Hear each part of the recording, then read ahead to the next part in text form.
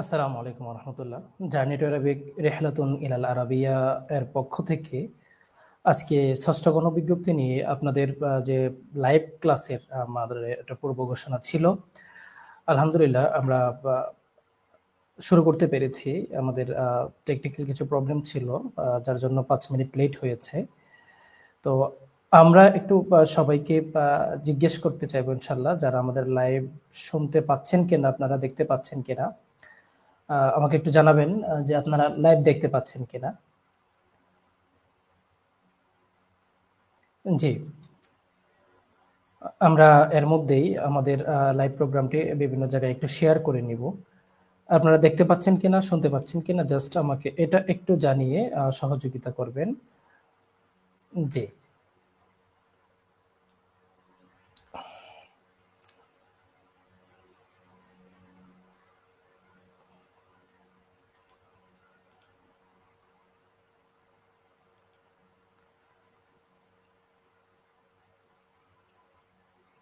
জি, জি, আপনারা আমাকে দেখতে পাচ্ছেন কিনা, শুনতে পাচ্ছেন কিনা একটু জানাবেন।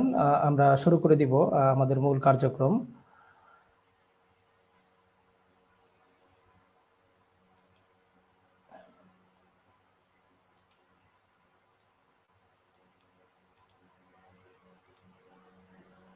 আহ, জি, আমরা আমাদের লাইভ প্রোগ্রামের লিঙ্কটি আমাদের হোয়াটসঅ্যাপ গ্রুপ সহ অন্যান্য বেশ কয়েকটা গ্রুপে ইনশাল্লাহ শেয়ার করে আমরা দিতে চাচ্ছি, যেন বাকিরাও খুব দ্রুত জয়েন হতে পারেন। আপনারাও যারা আমাদের লাইভ প্রোগ্রামটি শুনছেন, তাদেরকেও রিকোয়েস্ট করব, আপনারা কাইন্ডলি আমাদের লাইভ প্রোগ্রামটি নিজেদের প্রোফাইলে শেয়ার করবেন, যেন আপনার আরো পরিচিত অন্যান্য ভাই যারা আছেন তারা যেন শরিক হতে পারেন, তারা যেন উপকৃত হতে পারেন আমাদের লাইভ প্রোগ্রাম থেকে।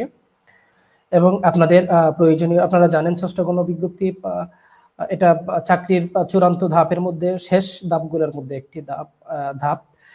এখানে যদি আমরা কোনো ভুল করি, তাহলে অবশ্যই এটা কিন্তু আমাদের জন্য খুবই ক্ষতিকর, এবং আমরা চাকরি হারানোর সম্ভাবনা রয়েছে।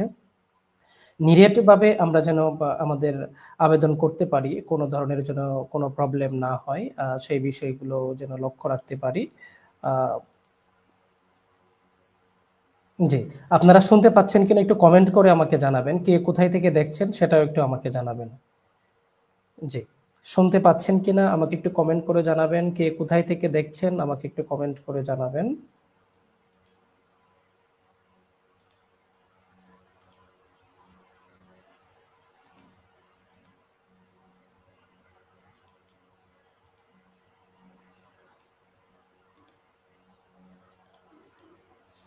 আহ,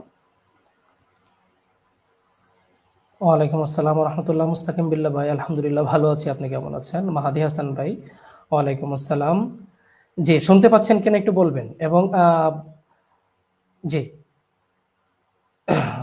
জি এম রিয়াজুল ইসলাম খুলনা থেকে, মাশাল্লাহ, ধন্যবাদ ভাই। কে কোথায় থেকে দেখছেন? আমরা 2-1 মিনিটের মধ্যে শুরু করে দিব। জাস্ট আমরা একটু পার্টিসিপেন্ট যেন সবাই হয়, সেজন্য একটু আমরা অপেক্ষা করছি। এবং আমাদের প্রোগ্রামটা অন্যান্য গ্রুপগুলোতে আমরা একটু শেয়ার করে দেওয়ার চেষ্টা করছি। আপনাদের রিকোয়েস্ট করব, আপনারা একটু আমাদের লাইভ প্রোগ্রামটি শেয়ার করে দিবেন।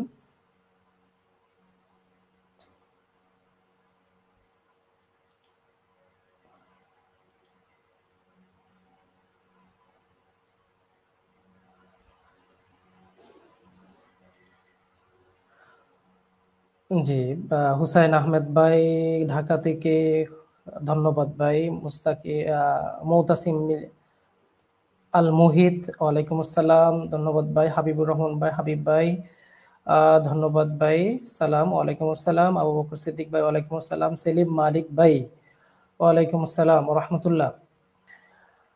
গাইবান্ধা থেকে মাওলানা মাহবুবুর রহমান, ওয়ালাইকুম আসসালাম ভাই, কেমন আছেন? আবু বকর সিদ্দিক ভাই, জি ধন্যবাদ।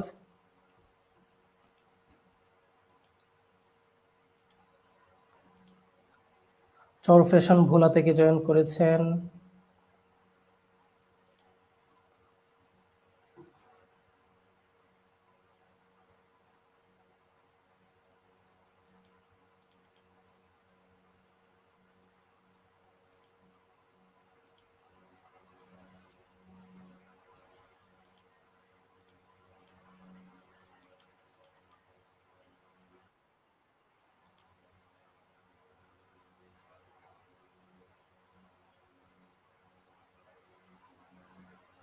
জি, ধন্যবাদ।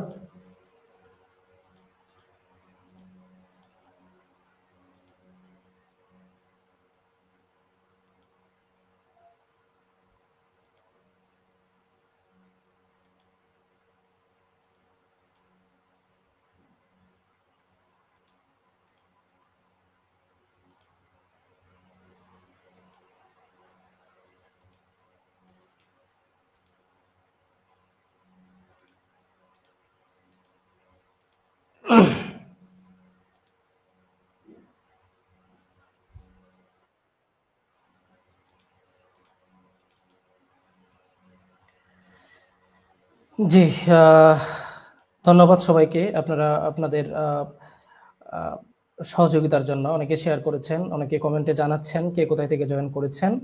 আলহামদুলিল্লাহ। আমরা স্ক্রিন শেয়ার দিব, তার মধ্যে জি শেয়ার স্ক্রিন দিয়ে আমরা শুরু করে দিব।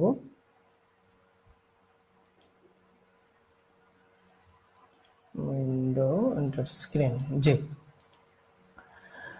আমরা আমাদের স্ক্রিনটি শেয়ার করেছি, আপনারা একটু দেখতে পাচ্ছেন কিনা আমাকে একটু জানাবেন। যে স্ক্রিনটি শেয়ার করেছি দেখতে পাচ্ছেন কিনা এবং ক্লিয়ার কিনা একটু জানাবেন। যে স্ক্রিনটি আমরা শেয়ার করেছি এখানে স্পষ্টভাবেই আমাদের আছে ষষ্ঠ গণবিজ্ঞপ্তি সুপারিশের জন্য যে সার্কুলারটি দিয়েছে এনটিআরসি, সেটি আমরা শেয়ার করেছি। আশা করি আপনারা দেখতে পাচ্ছেন। ইকবাল হোসেন ভাই, জি ধন্যবাদ ভাই।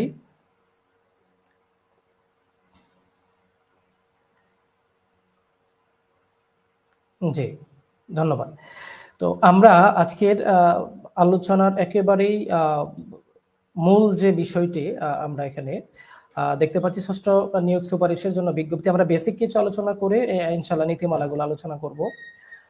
দেশের বেসরকারি শিক্ষা প্রতিষ্ঠান সমূহের জন্য এনটিআরসি যে গণবিজ্ঞপ্তি প্রকাশ করে থাকে, তারই ধারাবাহিকতায় তারা ষষ্ঠ গণবিজ্ঞপ্তি প্রকাশ করেছে। এখানে তাদের মোট শূন্যপদ হচ্ছে 1,822টি। তার মধ্যে স্কুল এবং কলেজ 46,000, তারপরে মাদ্রাসা রয়েছে 53,000, আর কারিগরি ও ব্যবসায় ব্যবস্থাপনা প্রতিষ্ঠান রয়েছে 1,110টি। তাহলে আমরা দেখতে পাচ্ছি আমাদের যে মাদ্রাসা রয়েছে সেটাই সবচেয়ে বেশি সংখ্যা এবং শূন্যপদ রয়েছে তো স্কুল কলেজের তুলনায়। তো এর মধ্যে আমরা জানি আমাদের 18তম নিবন্ধন থেকে আমাদের উত্তীর্ণ হয়েছেন 60,000। 60,000-এর পদ পূর্ণ হবে, আর বাকি যে পদগুলো রয়েছে সেগুলো বেশিরভাগই ফাঁকা থাকবে। এখানে আমরা গণবিজ্ঞপ্তিতে আবেদনের জন্য বেশ কিছু নিয়ম কানুন বলে দেওয়া হয়েছে। 1 নাম্বার তো শূন্যপদের বিবরণ, 2 নম্বরে রয়েছে 1,822টি শূন্যপদের পদভিত্তিক তালিকা। আমি আপনাদের মাঝখান থেকে প্রশ্ন নিব। আমি আপনাদের থেকে প্রশ্ন নিব। ফুল স্ক্রিনে জুম করলে ভালো হয়। জি জি করব। যে প্রশ্ন নিব তার আগে আমি যে আলোচনা করছি, আলোচনার ফাঁকে ফাঁকে যখন আমি প্রশ্ন নিব তখন ইনশাআল্লাহ আপনারা প্রশ্ন করতে পারবেন, কোনো অসুবিধা হবে না।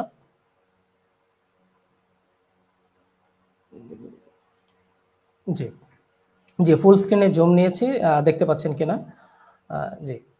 তো এখানে মোট জি শূন্যপদের তালিকা এবং আবেদন ফর্ম এনটিআরসি এর ওয়েবসাইট www.ntrc.gov.bd এখান থেকে পাওয়া যাবে। এবং টেলিটক বাংলাদেশ লিমিটেডের ওয়েবসাইট ngi.telecom.com.bd এখানেও পাওয়া যাবে। 22শে জুন থেকে 22শে জুন 2025 তারিখ থেকে বেলা 12 ঘটিকায় আমরা আবেদন করতে পারবো। তখন থেকে আবেদন শুরু হবে। আবেদনের যোগ্যতা কি এটা আমরা জানি। আবেদনের যোগ্যতা অনুযায়ী আমরা এনটিআরসি এর সনদ সংগ্রহ করেছি, সুতরাং এটা নিয়ে আমাদের আলোচনার তেমন কিছু নাই। আমরা যেটা দেখব এখানে গুরুত্বপূর্ণ যে বিষয় যেটা হাইলাইট করে দিয়েছে এনটিআরসি বোর্ড, সেটা হচ্ছে কোনো মহিলা কোটা থাকবে না।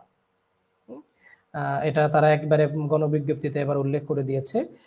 সুতরাং 4 নম্বরে রয়েছে শিক্ষা মন্ত্রণালয়ের মাধ্যমিক, উচ্চ মাধ্যমিক শিক্ষা বিভাগ, কারিগরি ও মাদ্রাসা বিভাগ থেকে জারিকৃত সর্বশেষ জনবল কাঠামো ও এমপিএ নীতিমালা অনুযায়ী প্রার্থীকে আবশ্যিকভাবে কেবলমাত্র শিক্ষক নিবন্ধন সনদে উল্লেখিত বিষয় সংশ্লিষ্ট পদ ও শিক্ষা প্রতিষ্ঠানে আবেদন করতে হবে। এখানে একটা বিষয়, এটা আরো বিস্তারিত আলোচনা পরে আসবে, আমি এখানে একটু আলোচনা করে দিই। অর্থাৎ এখানে মিথ্যা তথ্য প্রদানের মাধ্যমে যদি কেউ আবেদন করে তাহলে তার সুপারিশ বাতিল সহ তার বিরুদ্ধে আইনানুগ ব্যবস্থা নেওয়া হবে। এখানে যে বিষয়টা আসলে বোঝাতে চেয়েছে সেটা হচ্ছে যে আমরা যে আবেদন করব, আমরা মনে করেন আরবি প্রভাষকের জন্য আমরা সনদ গ্রহণ করেছি অথবা সহকারী মৌলবীর জন্য সনদ গ্রহণ করেছি। তো এখানে আপনার এই আরবি প্রভাষক এটা তো শুধু মাদ্রাসা, আবার কলেজেও হয়, অথবা সহকারী মৌলবী এটা শুধু মাদ্রাসাতে হবে। এখন আপনি আরবি প্রভাষক মাদ্রাসার জন্য সনদ সংগ্রহ করেছেন, কিন্তু আপনি আরবি প্রভাষক কলেজে আবেদন করেছেন, অথবা আরবি প্রভাষক কলেজের জন্য আপনি সনদ সংগ্রহ করেছেন, দেখছেন ওখানে শূন্য পদ নাই, আপনি আরবি প্রভাষক মাদ্রাসার জন্য সনদ সংগ্রহ করেছেন না করে, এটা এখানে নিষেধ করা হয়েছে। এটা যদি কেউ করে তাহলে এই যে আমরা 4 নাম্বার নীতিমালাটা আলোচনা করছি, একটু খেয়াল করবেন যে এটা যদি কেউ করে তাহলে তার আবেদন বাতিল বলে গণ্য হবে।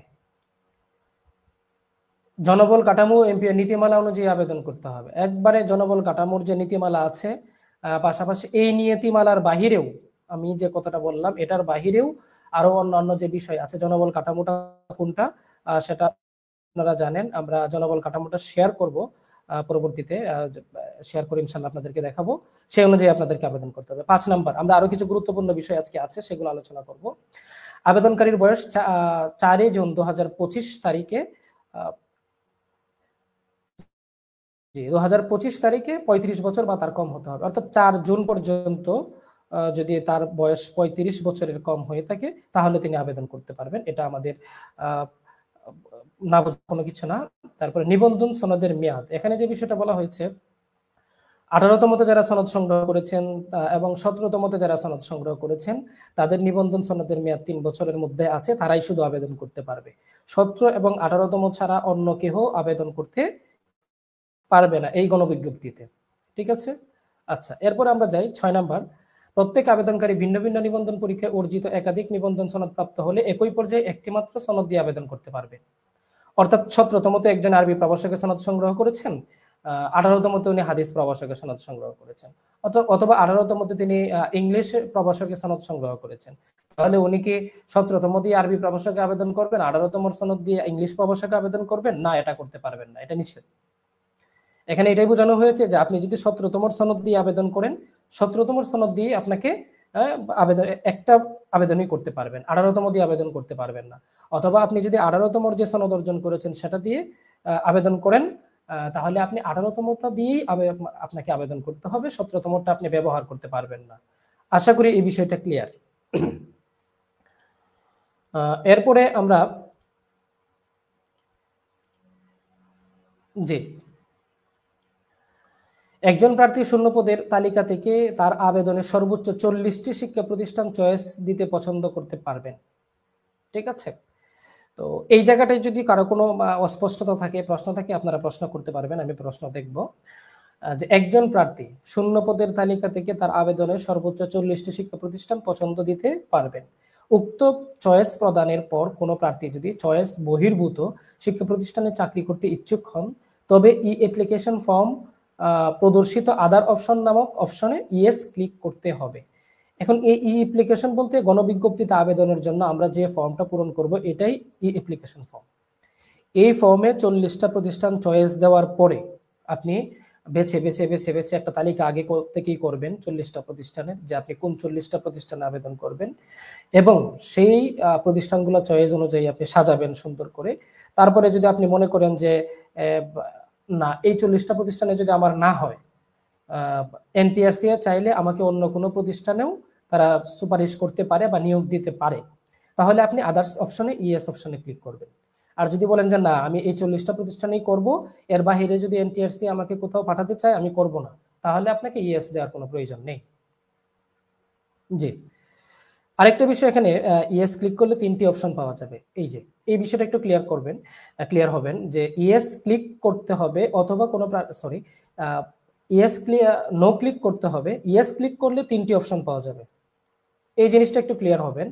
ইয়েস ক্লিক করলে 3টি অপশন পাওয়া যাবে, তার মধ্যে 1 নাম্বার থাকবে জেনারেল, 2 নাম্বার থাকবে মাদ্রাসা, 3 নাম্বার থাকবে টেকনিক্যাল। এখন প্রার্থী তার শিক্ষাগত যোগ্যতা অনুযায়ী 3টি অপশনের যে কোনো একটি অথবা 2টি অথবা 3টি তিনি কি করতে পারবেন, চয়েস দিতে পারবেন, প্রদান করতে পারবেন। এখন 3টি অপশনের মধ্যে একাধিক অপশন প্রদান করা পছন্দ করার ক্ষেত্রে প্রার্থীর পছন্দক্রম অনুযায়ী তাকে নিয়োগ সুপারিশের জন্য বিবেচনা করা হবে। এই জিনিসটা আপনাদের সবার কাছে ক্লিয়ার কিনা?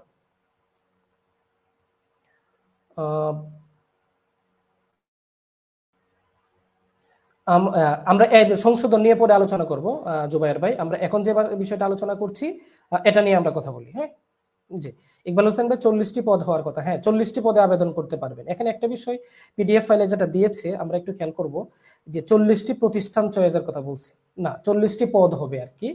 এখন একটা শিক্ষা প্রতিষ্ঠানে যদি মনে করেন যে 5টা পদ ফাঁকা আছে অথবা 3টা পদ ফাঁকা আছে, আপনি সেখানে 3টা পদে সিলেক্ট করলেন, তখন কিন্তু এখানে 3টা চয়েস আপনার চলে যাবে। 40টা পয়েন্টে আপনি চয়েস করতে পারবেন বা 40টা চয়েস দিতে পারবেন। তো 3টা চয়েস চলে যাবে, প্রতিষ্ঠান কিন্তু একটাই। তো এই জন্য 40টি শিক্ষা প্রতিষ্ঠান না দিয়ে 40টি পদ বা জি 40টি চয়েস আপনাকে দিতে পারবেন আপনি। জি জি। আর পরবর্তী যে কথাটা বললাম যে জেনারেল, মাদ্রাসা, টেকনিক্যাল, অর্থাৎ এখন মনে করেন একজন ব্যক্তি জি বিষয়টা আরেকবার একটু আলোচনা করলে ভালো হয়। জি জি ধন্যবাদ। জি, তো এখানে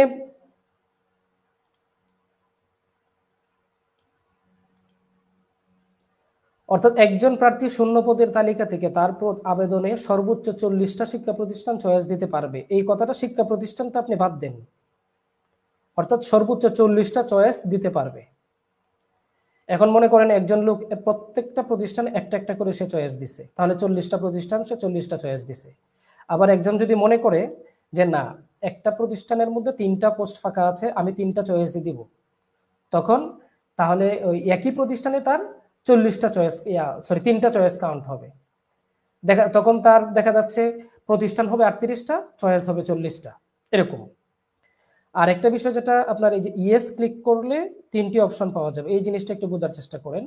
যে মনে করেন একজনে আরবি প্রভাষক সনদ সংগ্রহ করছে মাদ্রাসা, আর একজনে আইসিটি প্রভাষক সনদ সংগ্রহ করছে।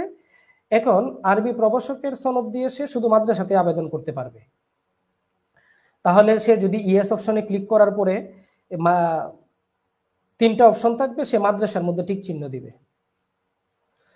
আর আইসিটি সনদ সংগ্রহ করছে মাদ্রাসা, কলেজ, সব জায়গায় টেকনিক্যাল সে আবেদন করতে পারবে। তাহলে সে কি করবে? সে এই যে ইয়েস অপশন ক্লিক করার পরে জেনারেলে টিক চিহ্ন দিবে, মাদ্রাসায় টিক চিহ্ন দিবে, টেকনিক্যালে টিক চিহ্ন দিবে। এই কথাটা এখানে বোঝানো হয়েছে। 3টি অপশন এর মধ্যে একাধিক অপশন পছন্দ করার ক্ষেত্রে প্রার্থী পছন্দ ক্রম অনুযায়ী সুপারিশের জন্য তাকে বিবেচনা করা হবে। হ্যাঁ, এবং যে কোনো একটি, 2টি অথবা 3টি প্রতিষ্ঠান চয়েস তিনি অপশন তিনি দিতে পারবেন। এখন আইসিটি যিনি মাদ্রাসা, স্কুল, কলেজ বিভিন্ন জায়গায় আবেদন করতে পারেন, টেকনিক্যাল, তিনি 3টাই দিবেন। যিনি শুধু মাদ্রাসার জন্য সনদ সংগ্রহ করেছেন, যেমন আরবি প্রভাষক একটা সনদ সংগ্রহ করেছেন, তিনি শুধু মাদ্রাসা ঠিক চিহ্ন দিবেন। আর বা যদি উনি মনে করেন যে না, আমি এমন একটা সনদ সংগ্রহ করেছি যেটা দিয়ে টেকনিক্যালে আবেদন করতে পারবো, তাহলে তিনি মাদ্রাসা, টেকনিক্যাল 2টাতে ঠিক চিহ্ন দিবেন। এই বিষয়টা আপনাদের কাছে ক্লিয়ার কিনা একটু আমাকে জানাবেন। যারা আর মাদ্রাসার আরবি প্রভাষক, সে কি 7 নং অপশন অনুযায়ী জেনারেল, মাদ্রাসার উভয়টি চয়েস দিতে পারবে কি না? না, এখানে আমাদের আলামিন বিন আব্দুল কাদের ভাই বলেছেন যে যার সনদ মাদ্রাসার আরবি প্রভাষক সে কি 7 নং অপশন অনুযায়ী জেনারেল, মাদ্রাসা উভয়টা চয়েস দিতে পারবে কিনা? না, এটাই এখানে বোঝানো হয়েছে। এখন একজনে যদি সনদ সংগ্রহ করে থাকে শুধু মাদ্রাসার, তাহলে তিনি শুধু মাদ্রাসাতে আবেদন করতে পারবেন, তিনি কিন্তু আপনার এই কলেজে বা জেনারেলে আবেদন করতে পারবেন না। জি, আচ্ছা, এরপরে আমরা একটু সামনের দিকে যাব। 8 নম্বর, প্রার্থীর আবেদনে বর্ণিত, জি একটা মিনিট।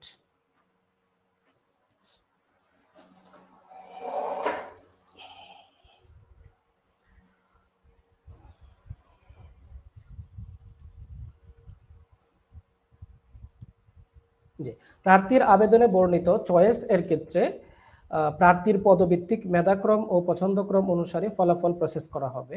যদি কোনো প্রার্থী চয়েস অনুযায়ী কোনো প্রতিষ্ঠানে নির্বাচিত না হন এবং তিনি যদি আদার্স অপশনে ইয়েসে ক্লিক করে থাকেন, সেক্ষেত্রে শূন্যপদ থাকা সাপেক্ষে প্রার্থীর মেধাক্রম বিবেচনা করে দেশের যে কোনো শিক্ষা প্রতিষ্ঠানে তার ফলাফলের নিমিত্তে প্রসেস করা হবে। এখানে যে বিষয়টা বোঝানো হয়েছে সেটা হলো যে একজন প্রার্থী জি একজন প্রার্থী তিনি দেখা যাচ্ছে মেধাক্রম অনুযায়ী উনি এমন নাম্বার পেয়েছেন, মনে করেন 45 পেয়েছেন। এখন উনি 40টা অপশন ক্লিয়ার মানে ঠিক করেছেন, 40টা প্রতিষ্ঠান তিনি চয়েস দিয়েছেন বা 40টা চয়েস তিনি দিয়েছেন। এখন এই 40টা প্রতিষ্ঠানের মধ্যে কোনোটার মধ্যে উনি পান নাই, কারণ ওনার নাম্বার কম, নাম্বার বেশি থাকলে উনি যে কোনো একটা পেয়ে যেতেন। তাহলে ওনার ওই যে মেধাক্রম অনুযায়ী ওনার নাম্বার অনুযায়ী তো একটা মেরিট লিস্টে ওনার একটা অবস্থান আছে, মেরিট পজিশন অনুযায়ী বাংলাদেশের যে কোনো প্রতিষ্ঠানে ওনাকে এনটিআরস দিয়ে নিয়োগ দিতে পারবে, ইএস অপশনে যদি উনি ক্লিক করে থাকেন, এবং সে অনুযায়ী ওনাকে জয়েনও করতে হবে। এই জিনিসটা এখানে বোঝানো হয়েছে। ঠিক আছে, আচ্ছা এরপরে 9 নাম্বার দেখেন যে কোনো প্রার্থীর যদি স্কুল কলেজ উভয় পর্যায়ের সনদ থাকে এবং তিনি যদি উভয় পর্যায়ের পদে আবেদন করেন, তবে প্রথম তাকে কলেজে পর্যায়ে বিবেচনা করা হবে, কলেজ পর্যায়ে নির্বাচিত না হলে স্কুল পর্যায়ে বিবেচনা করা হবে। এটা একটা বিষয়, এটা অনেকে প্রশ্ন করেন যে একজন মনে করেন সহকারী মৌলবী, তার একটা সার্টিফিকেট আছে, ভালো করে বুঝেন, সহকারী মৌলবী তার একটা সার্টিফিকেট আছে, সে সনদ সংগ্রহ করেছে, আবার কলেজেরও সে সনদ সংগ্রহ করেছে। এখন উনি কোনটাতে জয়েন করবেন? অবশ্যই ওনার যদি কলেজে হয় উনি কলেজে জয়েন করবেন, অথবা উনি যদি কলেজে না হয়, রিস্ক থাকে, নাম্বার কম থাকে, তাহলে উনি সহকারী মৌলবীতে জয়েন হলে তো করবেন, বাদ তো দিবেন না, তাই না? তো উনি দুইটাতেই আবেদন করবেন, অর্থাৎ উনি কলেজেও আবেদন করবেন, সহকারী মৌলবীতেও আবেদন করবেন। নাম্বার যাদের কম আর কি, যেহেতু 1000 টাকা করে মিনিমাম ফি নিবে, তো এই জন্য আপনার নাম্বার যদি কম থাকে তাহলে দুইটাতে আবেদন করা বেটার, কারণ সহকারী মৌলবীতে যাদের সার্টিফিকেট আছে তাদের চাকরি হওয়ার সম্ভাবনা অনেক বেশি। আরবি প্রভাষকে যারা সনদ সংগ্রহ করেছেন যারা, তাদেরও সম্ভাবনা প্রায় 95% বলতে পারেন, কারণ খুব বেশি একটা বাদ যাবে না। তো এখানে আপনি এই বিষয়টা লক্ষ্য রাখবেন যে যখন উনি দুইটাতেই মানে চয়েস দিবেন, মানে আবেদন করবেন, তখন ওনাকে প্রথমে কলেজে বিবেচনা করা হবে। যদি কলেজে হয়ে যায় তখন ওনাকে আর সহকারী মৌলবীতে ওনাকে দিবে না, কলেজেই থাকবে। ঠিক আছে, আর যদি ওনার কলেজে না হয়, কোনোভাবেই উনি কলেজে বা কোনোভাবে উনি কলেজ থেকে বাদ পড়ে গেছে নাম্বার কমের কারণে, অথবা অন্য কোনো কারণে, তাহলে উনি সহকারী মৌলবীতে উনি জয়েন করবেন, ওটাতে উনি পাবেন।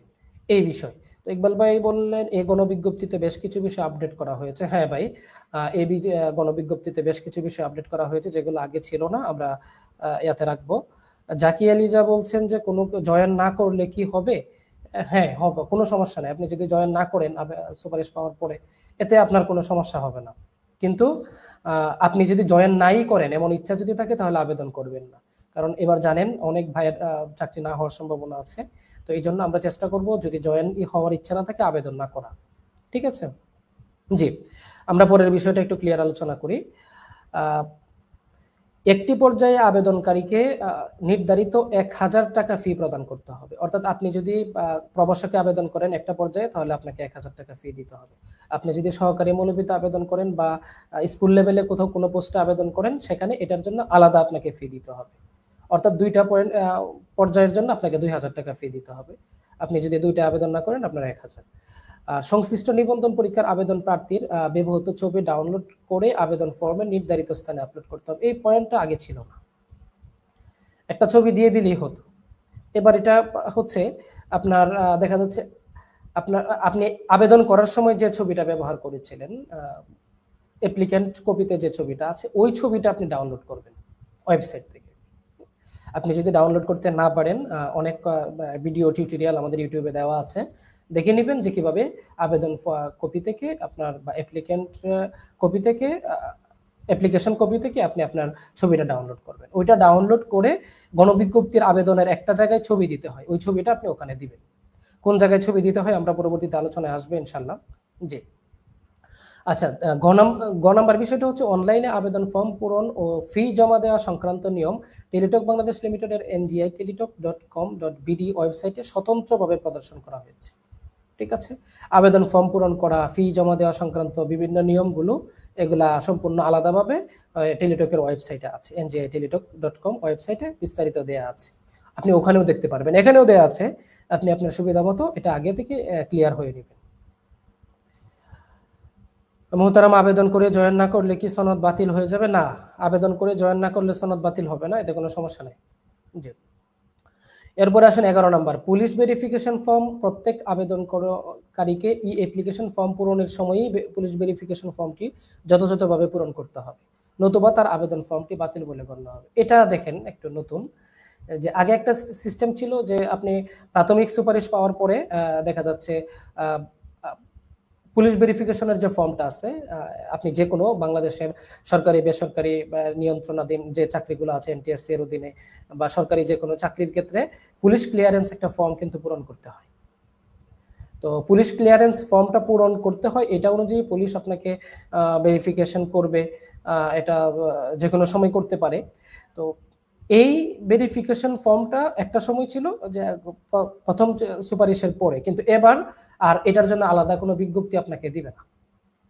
মানে ই অ্যাপ্লিকেশন ফর্ম গণবিজ্ঞপ্তি আবেদন 22 তারিখ থেকে যে শুরু হবে, ওই আবেদন মতেই আবেদনের মধ্যে আপনাকে ইয়া করে দিতে হবে, মানে ওই আবেদন করার সময়ই আপনাকে পুলিশ ভেরিফিকেশন ফর্মটা পূরণ করতে হবে। আশা করি বিষয়টা বুঝতে পেরেছেন। এখন পুলিশ ভেরিফিকেশন ফর্ম পূরণ করার জন্য কোথায় গিয়ে আপনি এটা পূরণ করবেন, এটা কিন্তু আপনার এই এনজিআই টেলিটকের মধ্যে নাই। এক নম্বর বিষয় হচ্ছে 22 তারিখ থেকে আবেদন যখন ছাড়বে তখন আমরা গণবিজ্ঞপ্তি আবেদন করার সময় এটা আমরা কিভাবে করব, এটার বিস্তারিত একটা ইনস্ট্রাকশন ওখানে পাবো। দ্বিতীয়ত আরেকটা বিষয় হচ্ছে আমরা পুলিশ ভেরিফিকেশন ফর্মটা কিভাবে পূরণ করব, এটার কিন্তু একটা লিঙ্ক আমরা এই যে আজকে যে অনলাইন ক্লাসটা যে আমরা নিচ্ছি এখানে কিন্তু অলরেডি আমি দিয়ে দিয়েছি, আপনারা একটু দেখবেন, এই যে পোস্টের মধ্যে কিন্তু উল্লেখ করা আছে, আমি আবারও কমেন্টে দিয়ে দিচ্ছি এটা।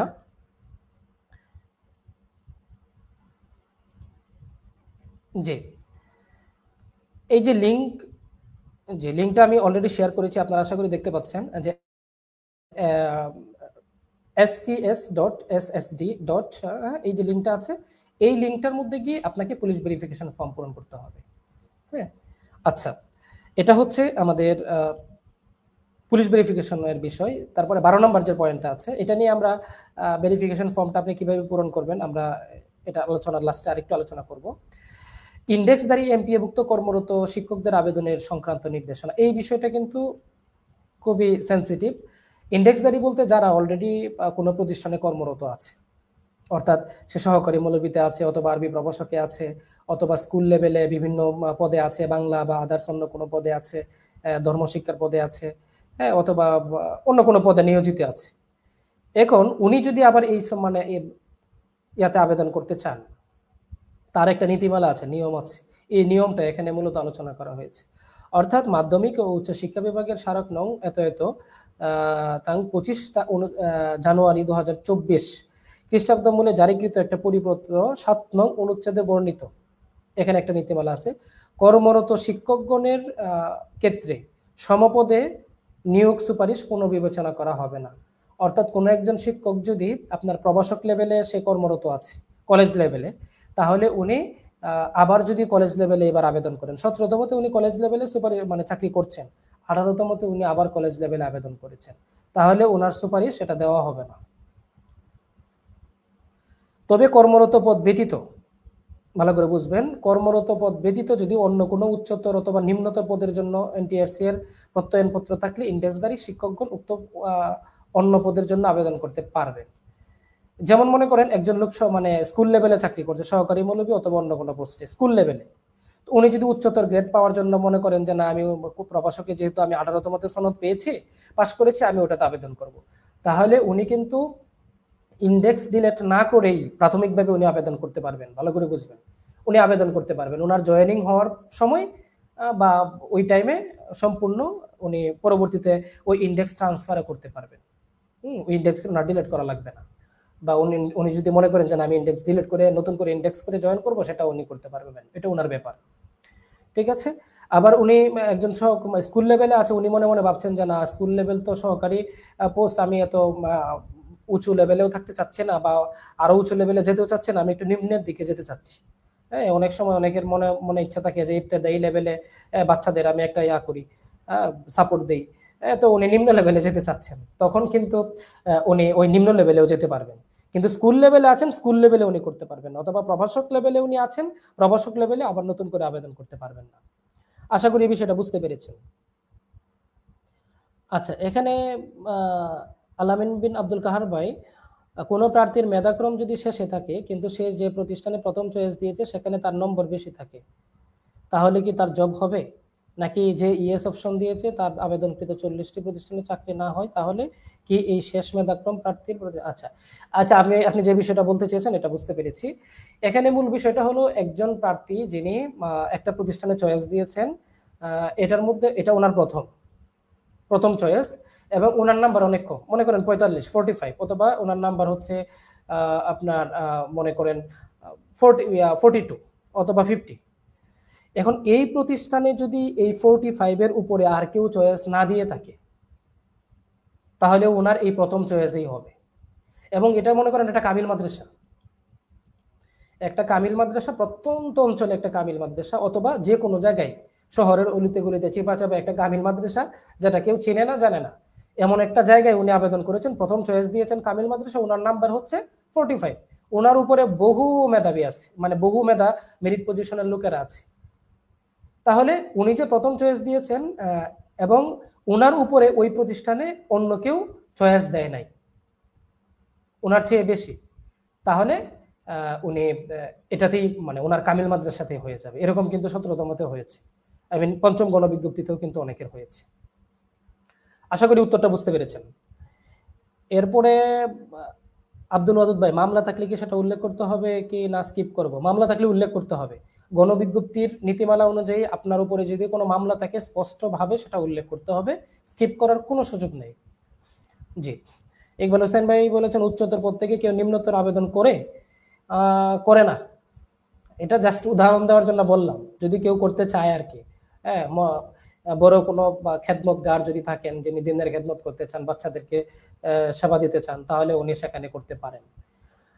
আচ্ছা, যাই হোক, যারা শুনতে পাচ্ছেন, আমরা একটু সবাইকে বলবো, আপনারা যেহেতু আমাদের লাইভটা দেখছেন, আপনারা একটু আমাদের লাইভটা শেয়ার করে দিবেন, যেন আমাদের পেজটারও একটু প্রচার হয়, পাশাপাশি আপনাদের পরিচিত আরো যারা আছে তারা যেন আমাদের লাইভ প্রোগ্রামটি দেখতে পারেন। জি, সানোয়ার হোসেন ভাই, রেজুলেশন ছবি এগুলো নিয়ে আমরা পরে আলোচনা করব। 13 নম্বর, বেসরকারি শিক্ষা প্রতিষ্ঠানের স্কুল ও কলেজে জনবল কাঠামো ও এমপিও নীতিমালা 2021 এর পরিশিষ্ট ঘ এর 24 নং অনুক্রমিক অনুযায়ী বালিকা বিদ্যালয়, মহিলা কলেজ, সরকারি শিক্ষক, শারীরিক শিক্ষা পদে শুধুমাত্র মহিলা প্রার্থীরাই আবেদনযোগ্য হবেন। ফিমেল কোটা নাই, কিন্তু এমন কিছু কলেজ আছে যেটা বালিকা বিদ্যালয়, এখানে কোনো পুরুষ নাই। মহিলা কলেজ আছে, এখানে কোনো পুরুষ নাই, শুধুমাত্র মহিলারাই আবেদন করবেন সেখানে কিন্তু কোনো পুরুষ আবেদন করতে পারবেন না। ওখানে লেখা থাকবে ফিমেল অনলি। শূন্য পদে যখন আপনি চয়েস দিতে যাবেন তখন দেখবেন কিছু প্রতিষ্ঠানের পাশে লেখা থাকবে ফিমেল অনলি। ফিমেল অনলি বলতে ওই কলেজটা আপনার বালিকা বিদ্যালয়, মহিলা কলেজ, অথবা বিদ্যালয়টা বালিকা বিদ্যালয়। ঠিক আছে?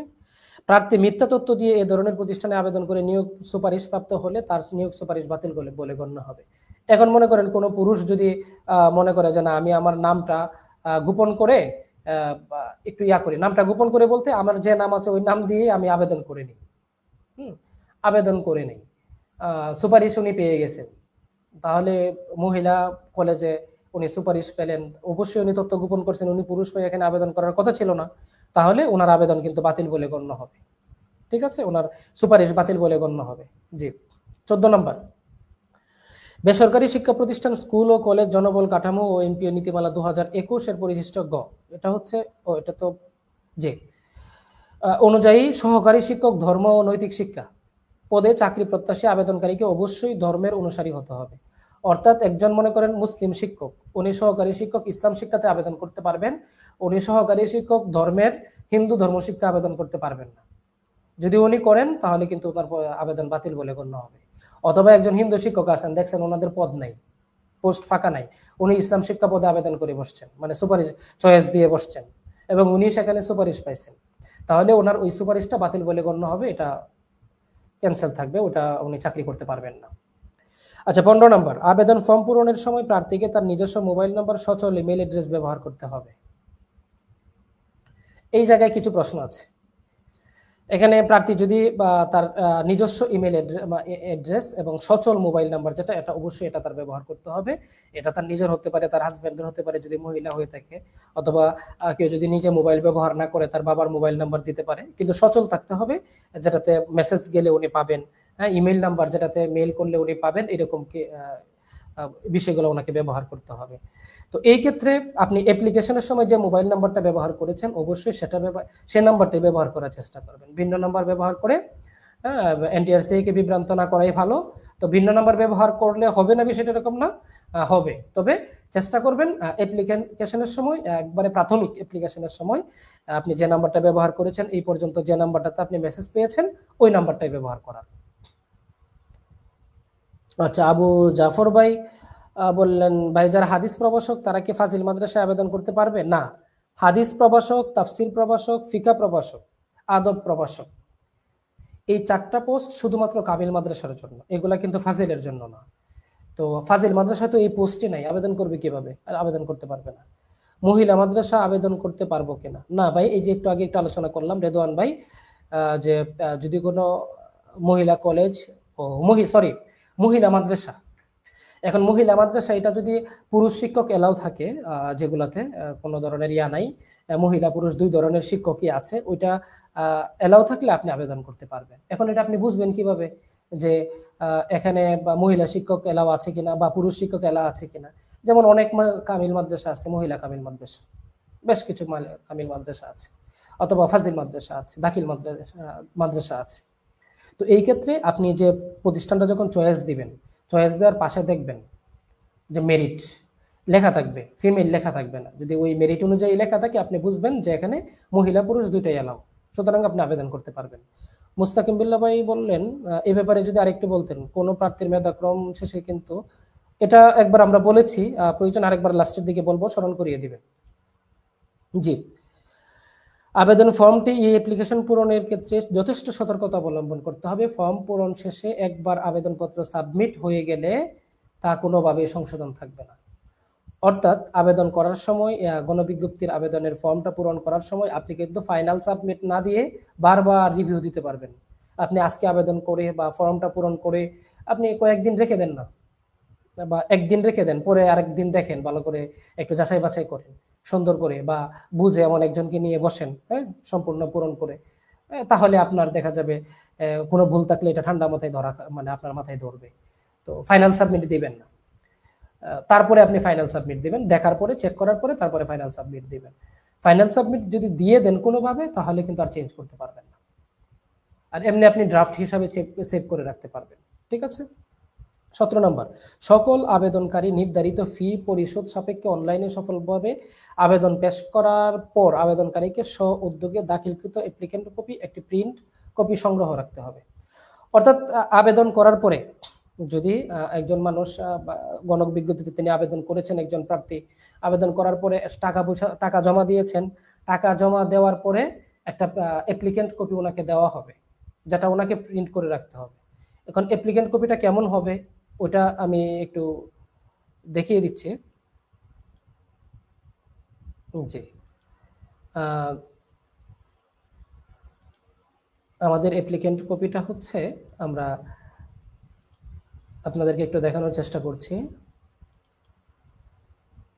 যেমন আমি যে অ্যাপ্লিকেন্ট কপিটা আমার যেটা ছিল সেটা আমি আপনাদেরকে একটু দেখাচ্ছি।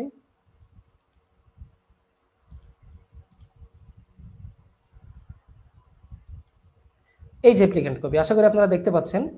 এই অ্যাপ্লিকেন্ট কপিটা আপনাকে ডাউনলোড করে রাখতে হবে, এটা কিন্তু পরবর্তীতে কাজে লাগবে। পেইড এরকম লেখা থাকবে।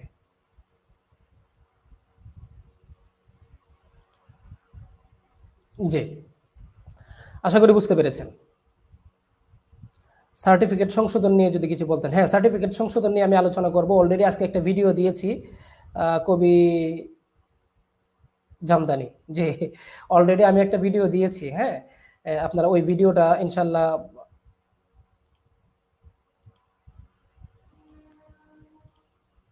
জি ভিডিওটা দেখে নেবেন। ভিডিওটা বিস্তারিত আলোচনা আছে সংশোধন নিয়ে কিভাবে কি করবেন। আচ্ছা, 18 নম্বর বিষয়টা আমরা একটু আলোচনা করব।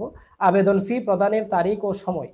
ই অ্যাপ্লিকেশন ফর্ম পূরণ ও জমা প্রদান শুরুর তারিখ ও সময় 12 জুন 2025, সরি 22 জুন 2025 তারিখ 12 ঘটিকা শুরু হবে। শেষ তারিখ ও সময়ের জন্য অপেক্ষা না করে অ্যাপ্লিকেশন ফর্ম সাবমিট করে পরবর্তী 72 ঘন্টার মধ্যে ফি জমা দিয়ে দিবেন। এটা খুব গুরুত্বপূর্ণ। লাস্টের দিকে দেখা যাচ্ছে অনেক সময় সার্ভার সমস্যা থাকে, হ্যাঁ, আবার শুরুর দিকেও তো একটু প্রবলেম থাকে। এই জন্য 1-2 দিন চেক করবেন, যাওয়ার পরে আপনি আবেদন করা শুরু করবেন। লাস্টের জন্য অপেক্ষা করবেন না। লাস্টের দিকে দেখবেন হঠাৎ করে আবেদন বন্ধ হয়ে গেছে, কোনো কারণে সার্ভার সমস্যা করছে, তখন কিন্তু আপনার সারা জীবনের কষ্ট বিফলে যাবে। কোনোভাবেই লাস্টের জন্য অপেক্ষা করবেন না। আপনারা এটা করবেন না, তাগিদ না দিলেও এটা আপনারা করবেন না, কারণ এটা আপনাদের নিজেদের যথেষ্ট ইয়া আছে, আপনাদের নিজ স্ব তাগিদ আছে। আশা করি এটা সমস্যা হবে না। আচ্ছা, ই অ্যাপ্লিকেশন জমা প্রদানের শেষ তারিখ ও সময় 10 জুলাই। 10 জুলাইয়ে 2025 তারিখ দিবাগত রাত 12 ঘটিকা পর্যন্ত সকল প্রার্থী শেষ সময়ে আপনারা আবেদন করতে পারবেন। এখন 12 ঘটিকা, অনেক সময় 4টার সময় সার্ভার বন্ধ হয়ে যায়। 12 ঘটিকা পর্যন্ত টাইম দিয়ে রাখছে, কিন্তু 4টার সময় মনে করেন সার্ভার প্রবলেম হয়ে গেছে, বন্ধ হয়ে গেছে, তখন কিন্তু আপনি আবেদন করতে পারলেন না, আপনার কিন্তু প্রবলেম হবে। তো এই জন্য আপনি যেটা করবেন, আপনি 8 তারিখের মধ্যে আবেদন, 8 জুলাই এর মধ্যে আবেদন সম্পন্ন করবেন, এরপরে যাবেন না। আচ্ছা, শেষ তারিখে যারা আবেদন করবেন, অ্যাপ্লিকেশন আইডি পাওয়া সত্ত্বেও নির্ধারিত সময়ের মধ্যে টাকা জমা দিতে পারেন না, তাদেরকে আগামী 13 জুলাই খ্রিস্টাব্দ দিবাগত রাত 12 ঘটিকা পর্যন্ত SMS এর মাধ্যমে ফি জমা দেওয়ার সুযোগ দেওয়া হবে। অর্থাৎ 13 জুলাই পর্যন্ত সর্বশেষ আপনি আপনার ওই টাকা জমা দিতে পারবেন, ফি জমা দিতে পারবেন SMS এর মাধ্যমে। হ্যাঁ, এটা কোনো প্রবলেম হবে না। তবে আমরা মনে করি আপনি 8 জুলাইয়ের মধ্যে টাকা জমা দেওয়া, আবেদন করা সবকিছু সম্পন্ন করবেন। ঠিক আছে। আচ্ছা, 19 নম্বর, প্রাপ্ত আবেদন সমূহ শূন্য পদের চাহিদা অনুযায়ী প্রতিটি পদের বিপরীতে প্রার্থীদের পছন্দ মেধার ভিত্তিতে একজন করে প্রার্থী নির্বাচন করা হবে এবং তা প্রার্থী ও সংশ্লিষ্ট প্রতিষ্ঠানকে অবহিত করা হবে। অর্থাৎ NTRC এর প্রত্যেকটা পদের জন্য একজন করে প্রার্থী সুপারিশ তারা করবেন এবং এটা প্রতিষ্ঠানকেও তারা জানাবেন, এবং যাকে তিনি সুপারিশ করছেন ওই ব্যক্তিকেও NTRC জানিয়ে দিবেন SMS এর মাধ্যমে। আপনি আবার ফোনের আশায় বসে থাকবেন না। হ্যাঁ, আবার অনেক সময় দেখা যাচ্ছে আপনাকে SMS জানানো না, আপনি রেজাল্ট হওয়ার পরে আপনি অ্যাপ্লিকেশনটা এটা করবেন, সরি, আপনি ওয়েবসাইটে ঢুকে আপনি সুপারিশ পেয়েছেন কিনা এটা আপনি চেক করবেন। ঘটনা যেন এমন না ঘটে যায় যে আপনি SMS এর আশায় বসে আছেন। ওই যে আমাদের ইয়ার সময়, ভাইবার সময় কয়েক ভাই বললেন যে SMS তো, জি, SMS আসে না, এই জন্য আমি ভাইবা দিতে যাই নাই। তো উনি দেখা যাচ্ছে ওই SMS এর আশায় বসে থেকে থেকে ভাইবা কিন্তু মিস করে ফেলছিল। সৌভাগ্য যে NTRC এবার কি করলো, অনুপস্থিত প্রার্থীদের জন্য আবার নতুন করে ভাইবার ডেট দিচ্ছে। ঠিক আছে, যদি অনুপস্থিত প্রার্থীদের জন্য এই ভাইবার ডেটটা না দিত তাহলে উনি কি করতেন? এই জন্য আপনি SMS এর আশায় বসে থাকবেন না, বরং রেজাল্ট দিলে সাথে সাথে ওয়েবসাইটে চেক করবেন যে আপনার সুপারিশটা আপনি পেয়েছেন কিনা। ঠিক আছে। পুলিশ ভেরিফিকেশন সম্পর্কে যদি কিছু বলতেন, পুলিশ ভেরিফিকেশন কি সার্টিফিকেট হবে না মার্কশিট সাবমিট করতে হবে? সব কিছুই করতে হবে। আমি পুলিশ ভেরিফিকেশন ফর্মটা আপনাদের সামনে নিয়ে আসবো, আলোচনা করবো। আলমগীর ভাই, এরপরে রুহুল আমিন ভাই, আমাকে লাস্টের দিকে আরেকবার একটু স্মরণ করে দিবেন, আমরা গণবিজ্ঞপ্তির আবেদনটা শেষ করে ফেলি। হ্যাঁ,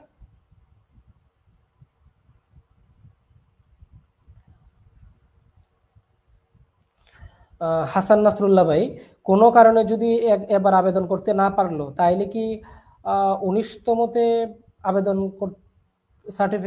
আবেদন করতে পারবে? সার্টিফিকেটের মেয়াদ তো 3 বছর। হ্যাঁ, সার্টিফিকেটের মেয়াদ 3 বছর। যদি 3 বছর থাকে, মনে করেন 19তমদেরকে নিয়ে 7ম গণবিজ্ঞপ্তি হলো বা 7ম গণবিজ্ঞপ্তি নাই হলো, হ্যাঁ, তো ওখানে উনি আবেদন করতে পারবেন কিনা?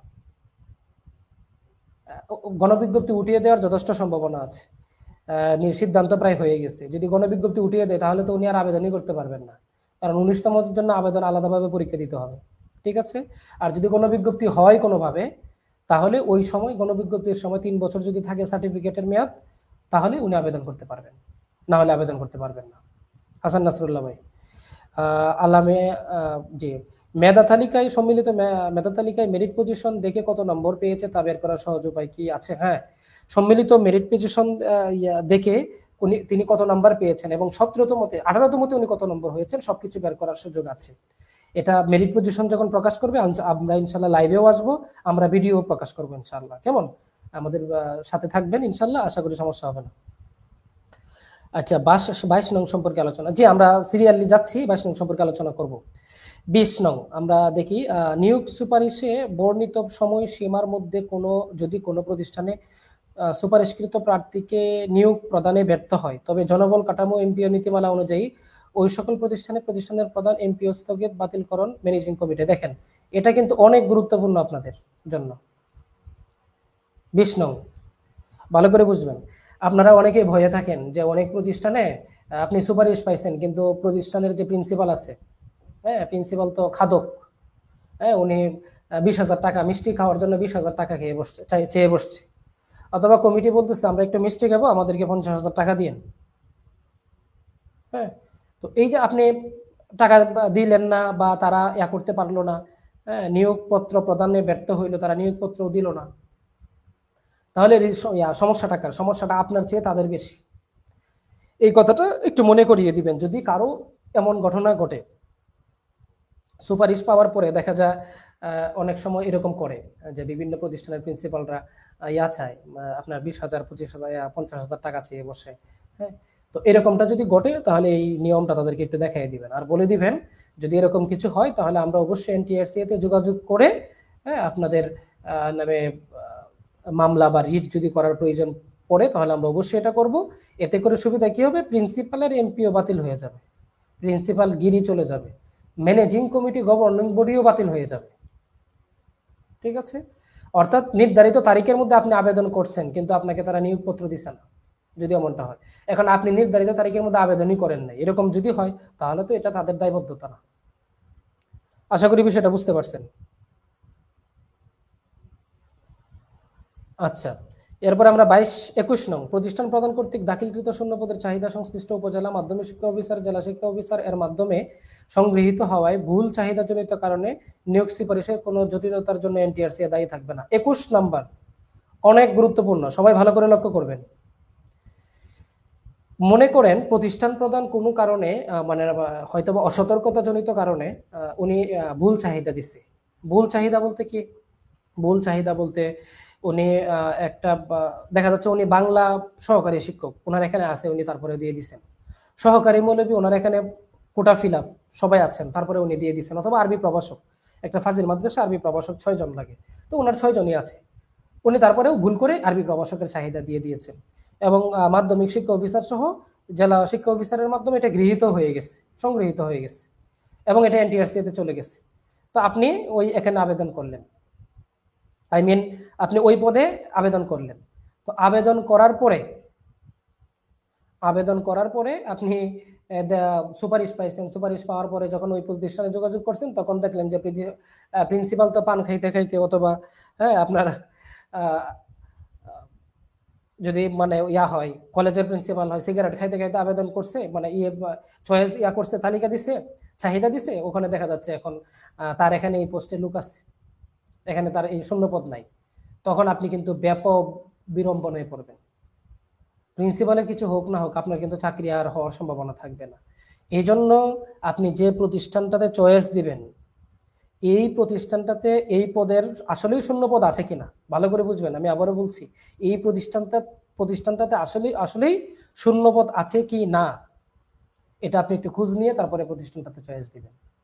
অন্তত প্রথম 20-22টা প্রতিষ্ঠান, যদি নাম্বার বেশি থাকে আপনার কোনো সমস্যা নাই, 20-22টা প্রতিষ্ঠান, আর যদি নাম্বার কম থাকে প্রতিটা প্রতিষ্ঠান আপনি করবেন। এখন এটা বাংলাদেশের বিভিন্ন জায়গায় প্রতিষ্ঠান আছে, এটা আপনি কিভাবে খোঁজ নেবেন? এটা খোঁজ নেওয়ার জন্য আপনারা যেটা করবেন সেটা হচ্ছে ব্যানবেইস নামে একটা সফটওয়্যার আছে, অপশন আছে। এটার জন্য কিন্তু আমরা একটা লিঙ্ক আপনাদেরকে অলরেডি পোস্টে কিন্তু আমরা দিয়ে রেখেছি, আশা করি আপনারা লিঙ্কটা দেখতে পেরেছেন। এই কাম্য সংখ্যক শিক্ষার্থী, তারপরে আপনার শিক্ষক শূন্যপদ কয়জন শিক্ষক আছে, কয়জন শিক্ষকের কমতি আছে, হ্যাঁ, এইটার লিঙ্কটা আপনারা ওই ব্যানবেইসে ঢুকে আপনারা এটা চেক করতে পারবেন। এই যে লিঙ্কটা আমি কমেন্টেও দিয়ে দিলাম, হ্যাঁ, এটা একটু এই লিঙ্কটা সংগ্রহ করে রাখবেন। এই ব্যানবেইসে ঢুকে আপনি বাংলাদেশের প্রতিটা শিক্ষা প্রতিষ্ঠানের আপনি পাবেন, কতজন শিক্ষক আছে, কতজন শিক্ষার্থী আছে, সকল তথ্য আপনি এই মানে ওয়েবসাইটে গিয়ে খুঁজলে পাবেন। এবং এটাতে আপনি কিভাবে খুঁজবেন এটা নিয়ে একটা ভিডিও আমরা আজকালকের মধ্যে ইনশাল্লাহ, আজকে তো আর দেওয়া যাবে না, আগামীকালকে ইনশাল্লাহ আমরা একটা ভিডিও দিব, যে আপনি ব্যানবেইসে গিয়ে কিভাবে যাচাই বাছাই করবেন ওই প্রতিষ্ঠানটাতে আপনার আছে কিনা, মানে সত্যি শূন্যপদ আছে কিনা, হ্যাঁ, বা আপনার শিক্ষার্থী আছে কিনা, হ্যাঁ, কাম্য শিক্ষার্থী আছে কিনা, এই বিষয়গুলো। আচ্ছা, মুফতি আমানুল্লাহ ভাই বললেন যে একজন আরবি প্রভাষকে ইন্ডেক্সধারী ওনার যদি 18তমতে হাদিস প্রভাষক সনদ থাকে, উনি কি আবেদন করতে পারবে? উনি নিয়ম অনুযায়ী তো আবেদন করতে পারবেন না। উনি আবেদন করতে হলে ওনাকে ইন্ডেক্স ডিলিট করে তারপরে আবেদন করতে হবে। আশা করি বুঝতে পেরেছেন।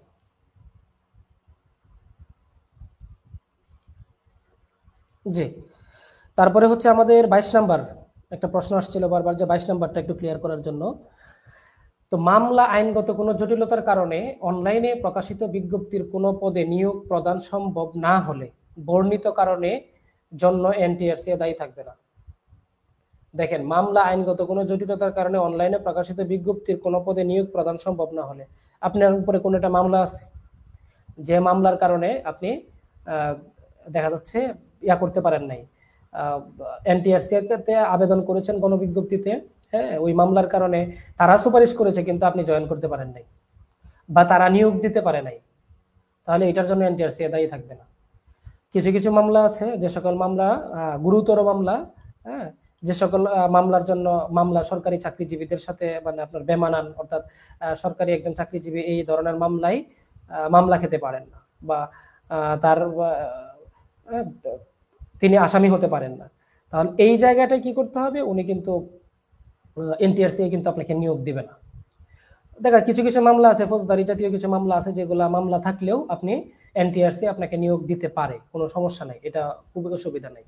তো এই জাতীয় মামলা যদি হয় তাহলে আপনাকে এনটিআরসি সুপারিশ দিবে, কিন্তু মামলাজনিত প্রবলেমের কারণে যদি সুপারিশ না করতে পারে এনটিআরসি, এটার জন্য আপনি এনটিআরসি এর উপর রিট করতে পারবেন না যে আমার মেধাক্রম পজিশন অনুযায়ী আমি প্রতিষ্ঠানে সুপারিশ পাওয়ার কথা ছিল কিন্তু এনটিআরসি আমাকে নিয়োগ দিল না, এই জন্য আমি হাইকোর্টে রিট করে দিলাম, এটা আপনি করতে পারবেন না।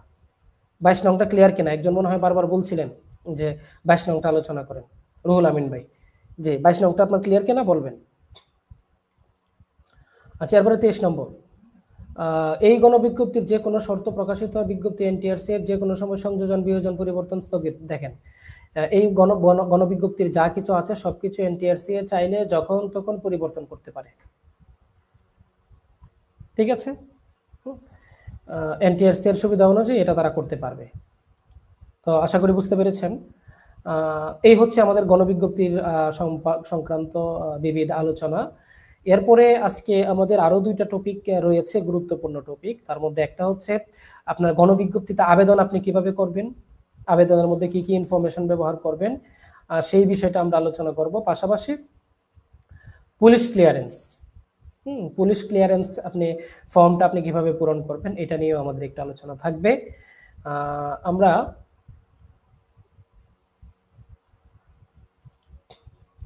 জি, এর মধ্যে গণবিজ্ঞপ্তি থেকে আপনাদের কোনো প্রশ্ন আছে কিনা? যদি প্রশ্ন থাকে প্রশ্ন করেন, না হলে আমরা ওই জায়গাটায় চলে যাবো আর কি। অর্থাৎ পুলিশ ক্লিয়ারেন্স কিভাবে আবেদন ফর্মটা পূরণ করবেন, পাশাপাশি গণবিজ্ঞপ্তিতে আবেদনটা কিভাবে করবেন, এই জায়গায় আমরা চলে যাব। কোনো ব্যক্তি যদি 60 পেয়ে কোনো প্রতিষ্ঠানে 5ম নাম্বারে চয়েস দেন, অপরজন 50 পেয়ে একই প্রতিষ্ঠানে 1ম নাম্বারে চয়েস দেন, তাহলে কে সিলেক্ট হবেন? মুস্তাকিম বিল্লাহ ভাই, এটা হচ্ছে মনে করেন একজন ব্যক্তি 60 নাম্বার পেয়ে সে একটা প্রতিষ্ঠানে চয়েস দিছে, যেটা 5ম চয়েস দিছে। এখন ওই 60 নাম্বার প্রাপ্ত ব্যক্তি উনি যদি তার এই যে 1 2 3 4 নাম্বার 4টা প্রতিষ্ঠান যে আগে চয়েস দিছেন, ওইটার 4টার কোনোটাতেই যদি উনি না হন, সিলেক্টেড না হন, তাহলে উনি এই 5মটাতে পাবেন। ওই 50 পেয়ে যিনি 1 নাম্বার দিয়েছেন উনি কিন্তু পাবেন না। অর্থাৎ নাম্বার বেশি যাদের, তাদেরকে দিয়ে দিয়ে দিয়ে দিয়ে এনটিআরসি আসতে থাকবে, ঠিক আছে? একজন, আশা করি ক্লিয়ার, বুঝতে পেরেছেন।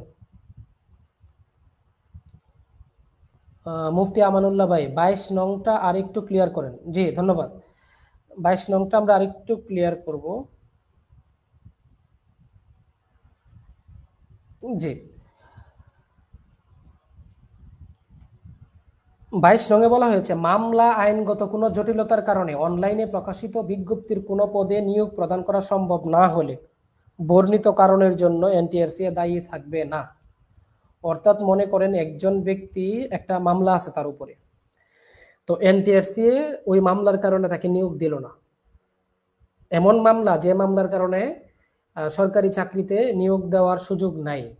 আমি আবারও বলছি যে কিছু কিছু মামলা আছে যে সকল মামলা থাকার পরেও সরকারি চাকরিতে নিয়োগ দেওয়া যায়, জয়েন করা যায়, জয়েন হওয়া যায়, ঠিক আছে। আবার কিছু কিছু মামলা আছে যে সকল মামলা থাকলে সরকারি চাকরি করার সুযোগ থাকে না, সাসপেন্ড হয়ে যায়, তাকে সরকারি চাকরিতে জয়েন করার সুযোগ দেওয়া হয় না। এখন এনটিআরসিতে যিনি আবেদন করলেন ওনার উপরে যদি এমন কোনো মামলা থাকে যেটার কারণে উনি জয়েন হতে পারবেন না সরকারি চাকরিতে, বিধিমালা অনুযায়ী, নিয়ম অনুযায়ী এনটিআরসি তাকে নিয়োগ দিবে না, ঠিক আছে। এটা এনটিআরসি এর দায়িত্ব, উনি নিয়োগ দিবে না। আর এটার জন্য আপনি পরবর্তীতে ইয়া করতে পারবেন না, এনটিআরসি কে বলতে পারবেন না যে আপনি আমাকে কেন নিয়োগ দিলেন না, আমি তো আবেদন করেছিলাম, আমার নাম্বারও ছিল, আমার সবকিছু ঠিক ছিল, তাহলে আপনি কেন আমাকে নিয়োগ দেন নাই, এই কথা আপনি বলতে পারবেন না। বুঝতে পেরেছেন কিনা মুফতি আমানুল্লাহ ভাই? আচ্ছা, সাইফুল ইসলাম ভাই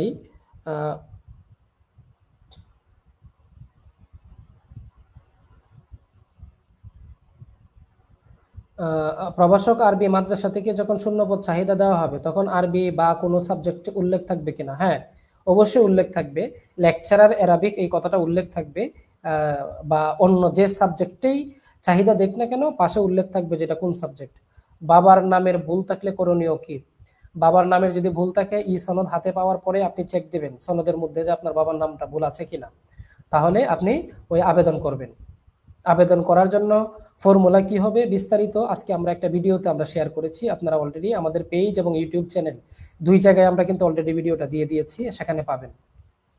ভিডিওটার লিঙ্কটা আমরা দিয়ে দিচ্ছি আমাদের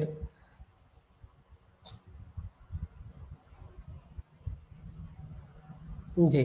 বাবার নাম বা যে কোনো ধরনের ভুল থাকলে আপনি কিভাবে আবেদন করবেন, এটা সংশোধন করবেন, এটা আমরা ভিডিওর লিঙ্কটা আমরা দিয়ে দিচ্ছি, ফেসবুকেও আছে, ইউটিউবেও আছে, যে কোনো জায়গায় আপনারা দেখে নিতে পারবেন। ইফতেকার তাওহিদ ভাইজান, আমার মোবাইল নাম্বার অ্যাপ্লিকেশনের সময় একটা ছিল, তখন আমি সৌদি ছিলাম, এখন তো আমি নিজস্ব নাম্বার আছে, কোনটা দেব? এখন নিজস্ব নাম্বার যেটা আছে সেটাই দিবেন। জি। রেদওয়ান ভাই, মহিলা মাদ্রাসা আবেদনের বিষয়ে আবার বললে। জি, মহিলা মাদ্রাসা আবেদনের বিষয়ে আপনি যে প্রশ্নটা করেছিলেন সেটা হচ্ছে যে মহিলা কলেজ যদি কোনোটা থাকে, আর ওটাকে যদি শুধু ফিমেল অনলি থাকে, তাহলে সেখানে শুধু মহিলারা আবেদন করতে পারবে, কোনো পুরুষ আবেদন করতে পারবে না। কিন্তু এমন কোনো মাদ্রাসা যদি থাকে যেখানে দেখা যাচ্ছে এটা মহিলা মাদ্রাসা এবং নারী পুরুষ উভয় এলাও শিক্ষকতা করছেন, তখন পুরুষরাও আবেদন করতে পারবেন, কোনো সমস্যা হবে না, মহিলা মাদ্রাসায় আবেদন করতে পারবেন। আলমগীর ভাই অনেকবার একটা প্রশ্ন করেছেন। জি, জি ধন্যবাদ। আপনাদের যদি আর কোনো প্রশ্ন না থাকে তাহলে আমরা ওই যে পুলিশ ক্লিয়ারেন্সের সাথে চলে যাব, আমি ইয়াতে চলে যাব, কি বলে পুলিশ ক্লিয়ারেন্স এবং এই গণবিজ্ঞপ্তি আবেদনের পদ্ধতি নিয়ে আলোচনায় চলে যাব।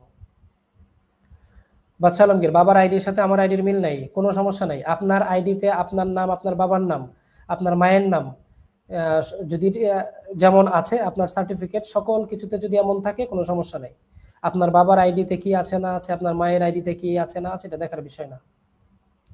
জি ধন্যবাদ। আর কিছু? হুসাইন আহমেদ ভাই, সহকারী মৌলবীতে নিবন্ধন করে হাই স্কুলের ধর্ম শিক্ষক হওয়া যাবে কি না? না ভাই, এটা হওয়ার কোনো সুযোগ নাই। আপনি যে সাবজেক্টে আবেদন করেছেন এটা কিন্তু গণবিজ্ঞপ্তিতে উল্লেখ করেছে ওনারা, একটা নীতিমালা কিন্তু আমি অলরেডি পড়েছি আপনাদেরকে। আপনি যে সাবজেক্টে সনদ সংগ্রহ করেছেন ওই সাবজেক্টের জন্য আপনাকে আবেদন করতে হবে, অন্য সাবজেক্টে আপনি আবেদন করতে পারবেন না। জি বাদশা আলমগীর ভাই, আপনার বিষয়টা অলরেডি আমরা ক্লিয়ার করেছি আলহামদুলিল্লাহ। জি, আবারও বলছি, যারা আমাদের লাইভটা শুনছেন সকলকেই রিকোয়েস্ট করছি আপনারা কাইন্ডলি আপনাদের ফেসবুক প্রোফাইলে আমাদের লাইভটা শেয়ার করে দিবেন, যেন আরও অন্যরা লাইভটা দেখে উপকৃত হতে পারেন। সাইফুল ইসলাম ভাই, কোনো প্রতিষ্ঠান যদি একাধিক শূন্যপদ থাকে তখন একাধিক শূন্যপদে আবেদন করলে 40টি প্রতিষ্ঠানেই আবেদন করা যাবে নাকি 40টি প্রতিষ্ঠান থেকে কম প্রতিষ্ঠানে আবেদন হবে, জানাবেন প্লিজ। হ্যাঁ, আমাদের ইকবাল ভাই এটা নিয়ে প্রশ্ন করেছিলেন, এটা কিন্তু আমরা ক্লিয়ার করেছি। আবারও বলছি, মনে করেন 40টা চয়েস দেওয়া যাবে, 40টা প্রতিষ্ঠান না।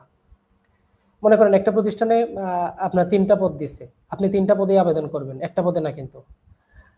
আবার আরেকটা প্রতিষ্ঠানে আরো 2টা পদ দিছে, আপনি 2টা পদে আবেদন করবেন, একটা পদে না কিন্তু। তো প্রথমে 3টা প্রতিষ্ঠানে আপনি একটা প্রতিষ্ঠানে 3টা পদ দিছে, 3টা আবেদন করলেন, আরেকটা প্রতিষ্ঠানে 2টা পদ দিছে, আপনি 2টাই আবেদন করলেন, তাহলে 2টা প্রতিষ্ঠানে আপনার চয়েস কয়টা হলো, আবেদন কয়টা হলো? 3 আর 2 5। তাহলে এখানে কিন্তু আপনার 5টা চয়েসই কাউন্ট হবে, 2টা চয়েস কাউন্ট হবে না। অর্থাৎ 2 প্রতিষ্ঠানে আপনি চয়েস দিয়েছেন বলে 2টা চয়েস কাউন্ট হবে না, বরং 5টা চয়েস দিয়েছেন, আপনার 5টা চয়েসই কাউন্ট হবে। ঠিক আছে? আর এটাই করতে হবে, এটাই নিয়ম। এক্ষেত্রে প্রতিষ্ঠানের সংখ্যা কমে যেতে পারে, কিন্তু 40টা চয়েস সংখ্যা ঠিক থাকবে। আশা করি বুঝতে পেরেছেন। জি, আমরা এবার একটু ইয়াতে চলে যাব, আমাদের পুলিশ ক্লিয়ারেন্স সংক্রান্ত যে আলোচনা বা গণবিজ্ঞপ্তিতে আবেদন সংক্রান্ত যে আলোচনা, সেখানে চলে যাব। আমরা প্রথমে গণবিজ্ঞপ্তির আবেদনের বিষয়টা একটু ক্লিয়ার করি।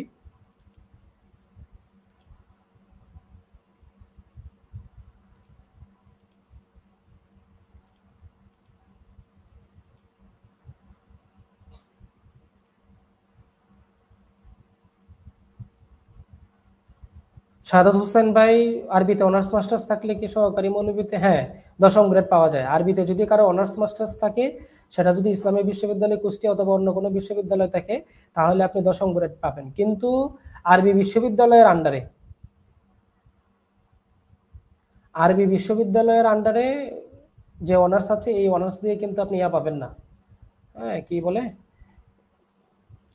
10ম গ্রেড পাবেন না। সাদ্দাম আল আরাবী ভাই বলছেন, ওস্তাদ নতুন ফাজিল হয়েছে কিন্তু এমপিও হয় নাই, এমন মাদ্রাসা চয়েস দিলে কি ফাজিলের মর্যাদা পাওয়া যাবে? না, আপনি এমপিও যেটা হয়েছে আপনি ওই এমপিওতে আবেদন করবেন। কিন্তু আলিম হিসাবে তো ওনাদের 4টা এমপিও আছে, 4টা পদ আছে। ঠিক আছে? আপনার আলিমে আপনি আবেদন, আলিমে একটা প্রতিষ্ঠানে 4টা পদে কিন্তু আবেদন করা যায়। মানে সরি, 4টা আরবি প্রভাষকের পোস্ট ফাঁকা থাকে। ইয়া সরি, 4টা আরবি প্রভাষকের পোস্ট থাকে, আপনি ওই 4টা প্রভাষকের পোস্টে আবেদন করতে পারবেন, কোনো সমস্যা নাই। কিন্তু ফাজিলের জন্য 6টা পোস্ট লাগে, মানে 6টা আরবি প্রভাষক পদ থাকে আর কি, পোস্ট থাকে। তো আপনি এমপিও যদি না হয় কোনো ফাজিল মাদ্রাসা, আপনি তো ওখানে 4টা থাকবে, আপনি 4টাই পাবেন, ফাজিলটা পাবেন না। ফাজিল এমপিও না, আলিম এমপিও পাবেন। কি ই সনদ ডাউনলোডের লিঙ্ক কি পাওয়া যাবে? হ্যাঁ, ই সনদ ডাউনলোডের যে লিঙ্ক, এটা কিন্তু আজকে একটা নোটিশ তারা দিয়েছে। তারা খুব শীঘ্রই, ই সনদের কাজ চলছে যেহেতু, শীঘ্রই তারা এটা দিয়ে দিবে, এটা নিয়ে টেনশনের কিছু নাই ইনশাল্লাহ। আচ্ছা, আমরা একটু ইয়াতে যাই, গণবিজ্ঞপ্তিতে আবেদন। জি, গণবিজ্ঞপ্তিতে আবেদন করার জন্য দেখবেন, আপনি যখন আবেদন করতে চাইবেন তখন দেখা যাচ্ছে আপনাকে, আমরা একটু অল স্ক্রিন শেয়ার দেওয়া ছাড়া এখন উপায় দেখছি না।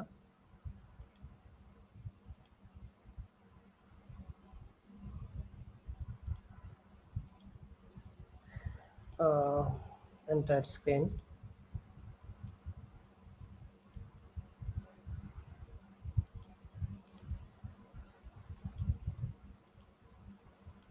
জি আশা করি আপনারা আমাদের সম্পূর্ণ স্ক্রিনটা দেখতে পাচ্ছেন। আমরা এখানে একটু কিছু বিষয় দেখাবো আপনাদেরকে। গণবিজ্ঞপ্তিতে অ্যাপ্লিকেশন করার জন্য আপনি যখন এই গণবিজ্ঞপ্তির অ্যাপ্লিকেশনের লিঙ্কটা, ওই যে এনজিআই টেলিটক, এটা যখন তারা 22 তারিখের পরে যখন ঢুকবেন, তখন কিন্তু আপনাকে এই যে এরকম একটা ইয়া দেখাবে, ইন্টারফেস দেখাবে, আশা করি দেখতে পাচ্ছেন। এখানে যাওয়ার পরে এই যে লগ ইন নামে একটা অপশন আছে, এই লগ ইনের আপনার নিউ অ্যাপ্লিকেন্ট যদি, মানে আপনি যদি একবারও এখানে লগ ইন না করে থাকেন, তাহলে এই যে ফর্ম, এই নিউ অ্যাপ্লিকেন্ট ফর্ম, এখানে ক্লিক করবেন। আর যদি কোনো সময় আপনি আগে লগ ইন করেছেন, অর্ধেক আবেদন করে রেখে দিয়েছেন, অথবা লগ ইন করে আপনি হালকা একটু দেখে রেখে দিয়েছেন, আবেদন করেন নাই, তাহলে আপনি লগ ইন হিয়ার, এখানে আপনি আবেদন করবেন। তো ইয়ার জন্য আপনার এই এখানে লগ ইন করার জন্য একটা ইউজার আইডি পাসওয়ার্ড, এটা কিন্তু আপনাকে এসএমএস এর মাধ্যমে দেওয়া হবে। ওই এসএমএস এর মাধ্যমে যে ইউজার আইডি পাসওয়ার্ড দেওয়া হবে, ব্যাচ নাম্বার থাকবে, রোল নাম্বার দিয়ে আপনি কিন্তু লগ ইন করতে পারবেন। এটা নিয়ে কিন্তু কোনো ইয়াতে আমরা বিস্তারিত আলোচনা করেছি যে কিসের মাধ্যমে আপনি লগ ইন হতে পারবেন। ঠিক আছে? লগ ইন হওয়ার পরে আপনি ইন্টারফেসটা দেখতে পাবেন, এখানে কিছু নিয়মকানুন লেখা আছে, এই নিয়মকানুনগুলো নিয়ে আমরা পরবর্তীতে বিস্তারিত আলোচনা করব। এরপরে আপনি যেটা দেখতে পাবেন, এই যে রোল নাম্বার, ব্যাচ নাম্বার, এটা দিয়ে আপনি লগ ইন করতে হতে পারবেন আর কি। রোল নাম্বার, ব্যাচ নাম্বার এবং জন্ম তারিখ, 3টা বিষয় লাগবে এবার লগ ইন হওয়ার জন্য।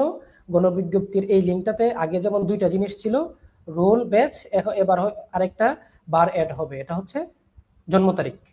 ঠিক আছে? এই 3টা জিনিস দিয়ে আপনি লগ ইন করে তারপরে আপনি আপনার আবেদন করবেন। আবেদন ফর্মের মধ্যে কি কি তথ্য লাগবে এটা নিয়ে আমরা একটা আলোচনা করবো এখনই। হ্যাঁ, অ্যাপ্লিকেশন কপিটা আমরা দিয়ে দেখাচ্ছি। জি, আশা করি দেখতে পাচ্ছেন। আপনারা একটু জানাবেন অ্যাপ্লিকেশন কপিটা দেখতে পাচ্ছেন কিনা।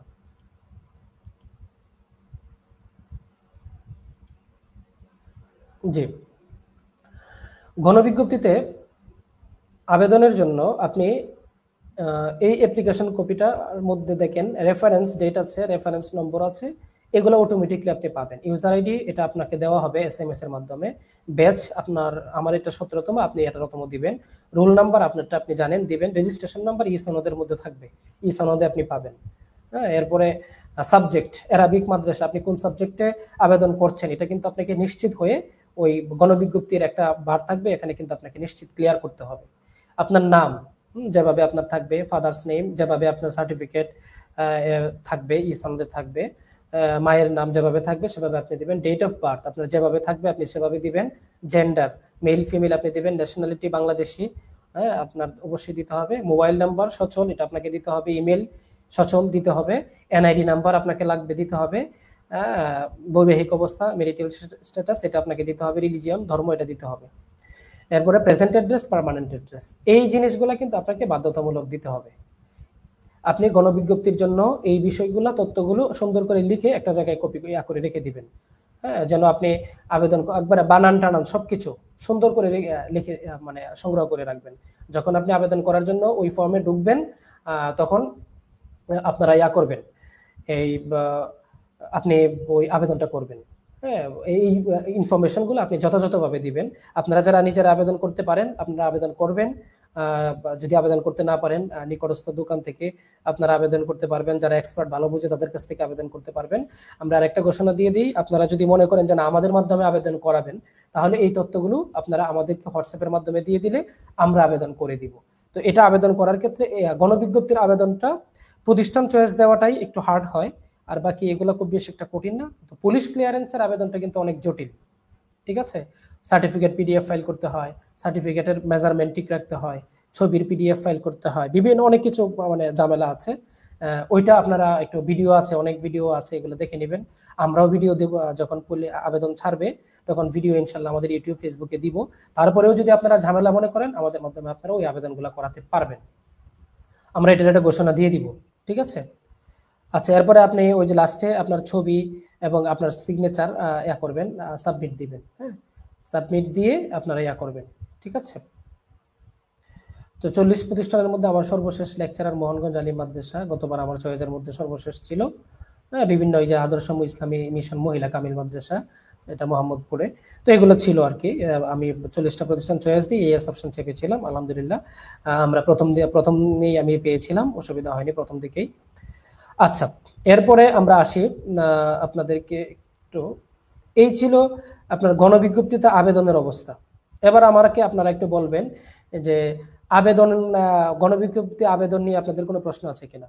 তারপরে আমরা করব, ওই নতুন জায়গায় চলে যাব, মানে পুলিশ ক্লিয়ারেন্সের বিষয়টাতে চলে যাব আর কি। মাশাআল্লাহ, ধন্যবাদ। MD শহীদুল্লাহ ভাই, না বেতন পাবেন না। আচ্ছা, শহীদুল্লাহ ভাই বেতন একই, তবে ভবিষ্যতে পার্থক্য, পদ্ধতিতে পার্থক্য, বুঝলাম না।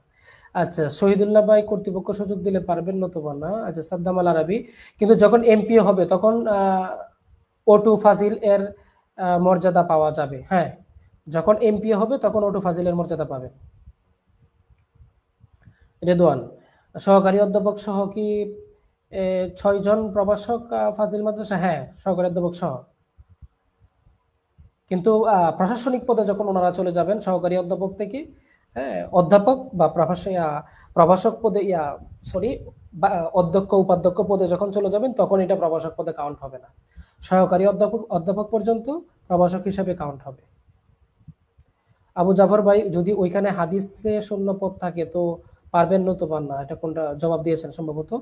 আচ্ছা, শহীদুল্লাহ ভাই উল্লেখ থাকবে, শহীদুল্লাহ ভাই সব পারবেন সবগুলো। আচ্ছা, সাইফুল ইসলাম ভাই, আবেদনের সময় ছবির যে ব্যাপারটা বলা হয়েছে, যে অ্যাপ্লিকেশন ফর্মে যে ছবি দেওয়া হয়েছে ওই ছবিটা ডাউনলোড করে গণবিজ্ঞপ্তিতে আবেদন করতে হবে। কিন্তু যদি কারো কাছে ওই ছবিটার সফট কপি না থাকে যা দ্বারা সে আবেদন করেছে, ওইটা দিয়ে যদি আবেদন করে ছবিটির সফট কপি যদি থাকে গণবিজ্ঞপ্তিতে আবেদন করতে হবে। কিন্তু যদি কারো কাছে ওই ছবিটির সফট কপি থাকে যা দ্বারা সে আবেদন করেছিল ওইটা দিয়ে যদি আবেদন করে, হ্যাঁ, ও আচ্ছা সরি, হ্যাঁ, আপনার কাছে যদি সফট কপি থাকে তাহলে তো আপনি ওটা দিয়ে আবেদন করবেন। যদি সফট কপি না থাকে তখন আপনি অনলাইন থেকে সংগ্রহ করবেন, ওয়েবসাইট থেকে, ঠিক আছে। আর থাকলে তো আছে আলহামদুলিল্লাহ। ইমেল না দিলে চলবে কিনা। ইমেলটা বাধ্যতামূলক ছিল না, যদি ইমেলটা এবার বাধ্যতামূলক করে দেয়, মানে আপনার ইমেলটা দেখা যাচ্ছে ইয়া দিয়ে দিয়েছে, আপনার ওই লাল তারকা চিহ্ন দিয়ে দিয়েছে, তাহলে কিন্তু অবশ্যই আপনাকে ইমেল দিতে হবে। ইমেল একটা খুলে নেবেন, ঠিক আছে। আজিরউদ্দিন ভাই, ফাজিল কামিল মাদ্রাসার অধ্যক্ষ উপাধ্যক্ষ নিয়োগে ফাজিল কামিল মাদ্রাসায় প্রভাষক পদে 8 বছরের অভিজ্ঞতা ও 3 বছরের সহকারী অধ্যাপকের অভিজ্ঞতা প্রয়োজন। এক্ষেত্রে নন এমপিও ফাজিল মাদ্রাসার অভিজ্ঞতা কি কাজে আসবে কি না?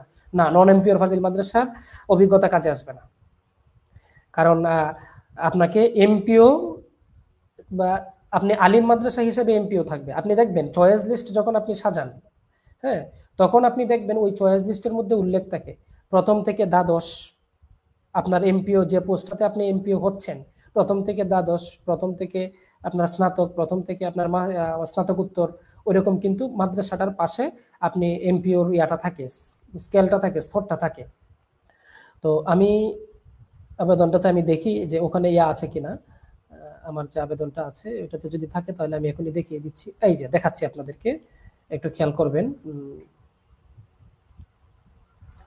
আজিরউদ্দিন ভাই, আজির ভাই তো সম্ভবত, হ্যাঁ, যে প্রশ্নটা করেছেন এটা একটু ক্লিয়ার করছি আপনাকে।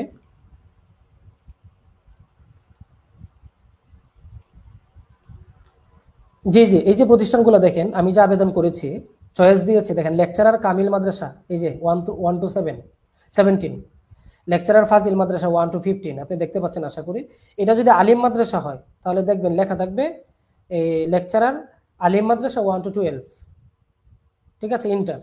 তো এই যে আপনার 1 to 12, 1 to ইন্টার, আপনি কিন্তু আবেদন করার সময় এই সিস্টেমটা দেখে আবেদন করেছেন এবং আপনার এমপিওটা ওই পদের জন্যই হবে।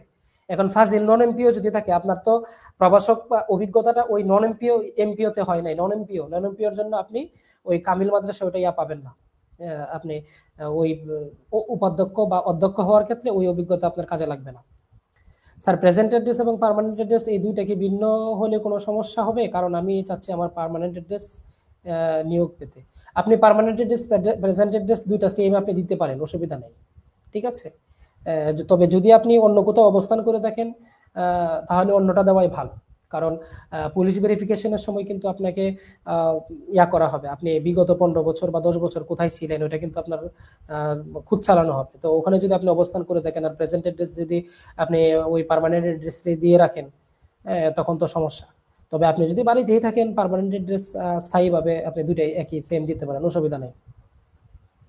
প্রভাষকের জন্য কোন আলিম বা ফাজিল ভালো হবে? প্রভাষকের যদি আলিম করার সুযোগ থাকে মাওলানা আতাউর রহমান ভাই, তাহলে অবশ্যই ফাজিলের যদি আপনার সুযোগ থাকে অবশ্যই আপনি ফাজিলের চেষ্টা করবেন। যদি আপনার মনে হয় যে নাম্বার কম, আমি ফাজিলে পাচ্ছি না, তাহলে অবশ্যই আপনি আলিম তো দিবেন, আলিমে হলে আলিম ভালো, অসুবিধা নাই। তবে সামনে ওই সিস্টেমগুলো অনেক নীতিমালা পরিবর্তন আসতেছে, এমন একটা সময় হবে দেখা যাবে যে ফাজিল আলিমেও যদি আপনার এক্সপিরিয়েন্স থাকে, আপনি ফাজিল মাদ্রাসার এক্সপিরিয়েন্সের যে সুযোগ সুবিধা সবগুলো আপনি পাবেন। অলরেডি কিন্তু আমরা এটা নিয়ে আরবি বিশ্ববিদ্যালয়ে কথা বলা শুরু করেছি, আমরা বেশ কয়েক জায়গায় আবেদন করেছি। আরবি বিশ্ববিদ্যালয়ে বাংলাদেশ এমফিল পিএইচডি ডিগ্রিধারী শিক্ষকদের যে ফোরাম আছে এর পক্ষ থেকে কিন্তু অলরেডি মাদ্রাসা শিক্ষা বোর্ডের পরিচালক, মাদ্রাসা অধিদপ্তরের পরিচালক, এরপরে আরবি বিশ্ববিদ্যালয়ের ভিসি প্রভিসি স্যার, ওনাদের সাথে কথা বলা হয়েছে। তো দেখা যাচ্ছে হয়তো বা এমন হতে পারে আমরা আলিম মাদ্রাসার এক্সপিরিয়েন্স এবং ফাজিল মাদ্রাসার এক্সপিরিয়েন্স আরবি প্রভাষক হিসেবে একবারে সেম নীতিমালাগত যে বৈষম্যটা আছে ওই বৈষম্যটা থাকবে না ইনশাআল্লাহ এক সময়। জি, বাদশাহ আলমগীর হোসেন, পুলিশ ভেরিফিকেশন সম্পর্কে জানতে চাই। জি, আমরা আলোচনা করব উস্তাদজি। নিজ জেলা বাদে অন্য জেলায় প্রথম চয়েস দেওয়া যাবে কিনা? আপনি সারা বাংলাদেশের যে কোনো জেলায় প্রথম চয়েস দিতে পারবেন, কোনো সমস্যা নাই। রায়হান উদ্দিন, 10ম 11তম গ্রেডের কথা বলেন। ভাই 10ম গ্রেড 11তম গ্রেড হচ্ছে, 11তম গ্রেডে তো বেতন কম, জানেন, ওই 10ম গ্রেডে বেতন বেশি। তো 10ম গ্রেডের সুযোগ সুবিধা বেশি, প্রায় 2500-3000 টাকা ব্যবধান। হ্যাঁ, তো 11তম গ্রেড আপনি যদি ফাজিল দিয়ে বা স্কুল লেভেলে আবেদন করে থাকেন তাহলে আপনি 11তম গ্রেড পাবেন। যদি ফাজিলের সাথে বিএড থাকে তাহলে অবশ্যই আপনি 10ম গ্রেড পাবেন। আর যদি আপনি অনার্স দিয়ে আবেদন করে থাকেন, আগে একবার বলেছি, আপনি দেখা যাচ্ছে কোনো বিশ্ববিদ্যালয়, পাবলিক বিশ্ববিদ্যালয় যেগুলো আছে, কোনো একটা বিশ্ববিদ্যালয়ের আপনি অনার্স দিয়ে সহকারী মৌলবী অথবা সহকারী শিক্ষক ইসলাম শিক্ষা আপনি আবেদন করেছেন, তাহলে আপনি ওই ইয়া পাবেন, 10ম গ্রেড পাবেন, ঠিক আছে। ওস্তাদ যে নিজ জেলা বাদে, হ্যাঁ দেওয়া যাবে। ইমেল নাম নাই, জিমেইল আছে, ওই জিমেইল দিয়ে দিবেন, অসুবিধা নেই। রুহুল আমিন ভাই, স্যার অ্যাপ্লিকেশন এর টাইমে সিঙ্গেল ছিলাম, এখন মেরিট তো এখন অ্যাপ্লিকেশনের টাইমে আপনি যাই ছিলেন না কেন রুহুল আমিন ভাই, বর্তমান তো আপনি মেরিট, আপনি বর্তমানটাই দিবেন, কারণ বর্তমান অ্যাপ্লিকেশন তো এটা আলাদা, আর ওই অ্যাপ্লিকেশনের সময় তো আলাদা, তাই না? আপনি এখন সিঙ্গেল না মেরিটই দিবেন। আর যদি দুইটা থাকে দুইটা উল্লেখ করে দিতে হবে, কিন্তু দুইটাই দিবেন। হ্যাঁ, কারো যদি তিনটা বা চারটা থাকে, পাঁচটা তো যাওয়ার সুযোগ নাই। যদি কারো দুই মানে আপনার বৈবাহিক অবস্থা, ওয়াইফ যদি 3-4 জন থাকে, 3-4 জনের নামই কিন্তু উল্লেখ করে দিবেন। হ্যাঁ, আচ্ছা, তাহলে আপনি বেতন বেশিও পেতে পারেন। আচ্ছা সাইফুল ইসলাম ভাই, স্যার কেউ যদি আবেদন সম্পন্ন করে ফেলে এবং টাকা জমা না দেয়, তাহলে তো আবেদন কাউন্ট হবে না, কিন্তু 72 ঘন্টা পরে পুনরায় সেই ব্যক্তি কি আবেদন করতে পারবে? না, সুযোগ থাকবে না, আপনাকে আবেদনের টাকা দিয়ে দিতে হবে। হ্যাঁ, তো 72 ঘন্টা পরে তো আপনার আবেদন যখন আপনি করবেন, তখন কিন্তু আপনার একটা আবেদন কিন্তু গ্রহণ হয়ে যাবে, নতুন করে কিন্তু আপনি আর আবেদন করতে পারবেন না। আচ্ছা, তারপরে হচ্ছে মোহাম্মদ নুরুদ্দিন কাদেরী ভাই, ই সনদ ও শূন্যপদের তালিকা কখন দিবে? ই সনদ শূন্যপদের তালিকা 22 তারিখের মধ্যে দিয়ে দিবে, 22 তারিখের আগে দিয়ে দিবে, এমন আছে আগামীকালকে দিয়ে দিতে পারে। সাদ্দাম আল আরবি, ওস্তাদ আমার মা তো মারা গেছে, তাইলে এখন মায়ের জন্য কি লিখবো? মায়ের নাম লিখবেন, কোনো অসুবিধা নাই। ইসলামী বিশ্ববিদ্যালয় কুষ্টিয়ার অধীনে যে সমস্ত মাদ্রাসায় অনার্স ছিল, সেখানে অনার্স দিয়ে যদি করা হয়, তাহলে কি 10ম গ্রেড? হ্যাঁ, অবশ্যই পাবেন। আবেদনের সময় প্রেজেন্ট এবং পার্মানেন্ট অ্যাড্রেস একই দিয়েছিলাম, এখন কি চেঞ্জ করা যাবে? আপনার এখন যদি প্রেজেন্ট অ্যাড্রেস ভিন্ন থাকে, তাহলে এখন আপনি ভিন্ন দিবেন, এখন যদি সেম থাকে এখন সেম দিবেন। এক কথায় বর্তমানে আপনি যে অবস্থায় আছেন সেভাবে আবেদনটা করবেন, ঠিক আছে? জি, আচ্ছা, এরপরে আমরা একটু ইয়াতে যাব, পুলিশ ক্লিয়ারেন্সের আবেদনের বিষয়টা নিয়ে একটু কথা বলবো। পুলিশ ক্লিয়ারেন্সের যে আমরা লিঙ্কটা দিয়েছিলাম আপনাদেরকে, আমরা ওই লিঙ্কটাতে একটু আপনাদেরকে একটু দেখাবো। জি, ওই লিঙ্কটাতে জি,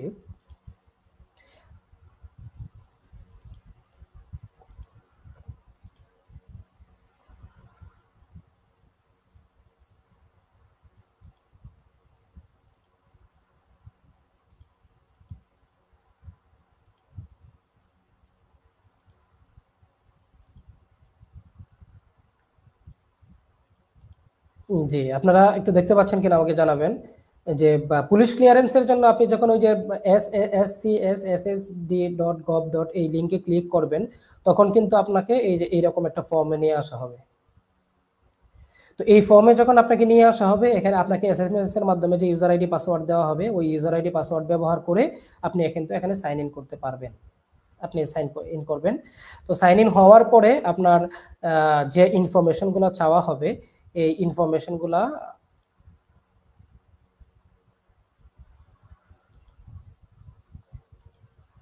সরি, আপনারা আমাদের স্ক্রিন দেখতে পাচ্ছিলেন কিনা আমাকে একটু বলবেন।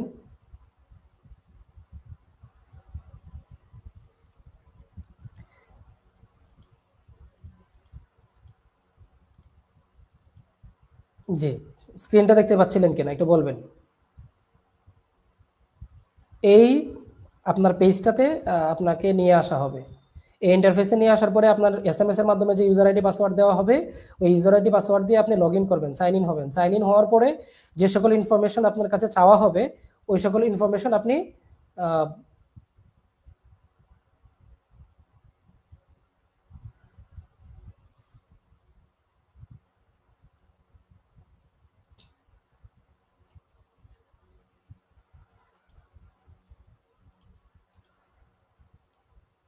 পুলিশ ক্লিয়ারেন্সের আমাদের আবেদনটা আমরা একটু ইয়া করি। জি, পুলিশ ক্লিয়ারেন্সের আবেদন ফর্মটা আপনাদেরকে একটু দেখাবো আমরা। জি,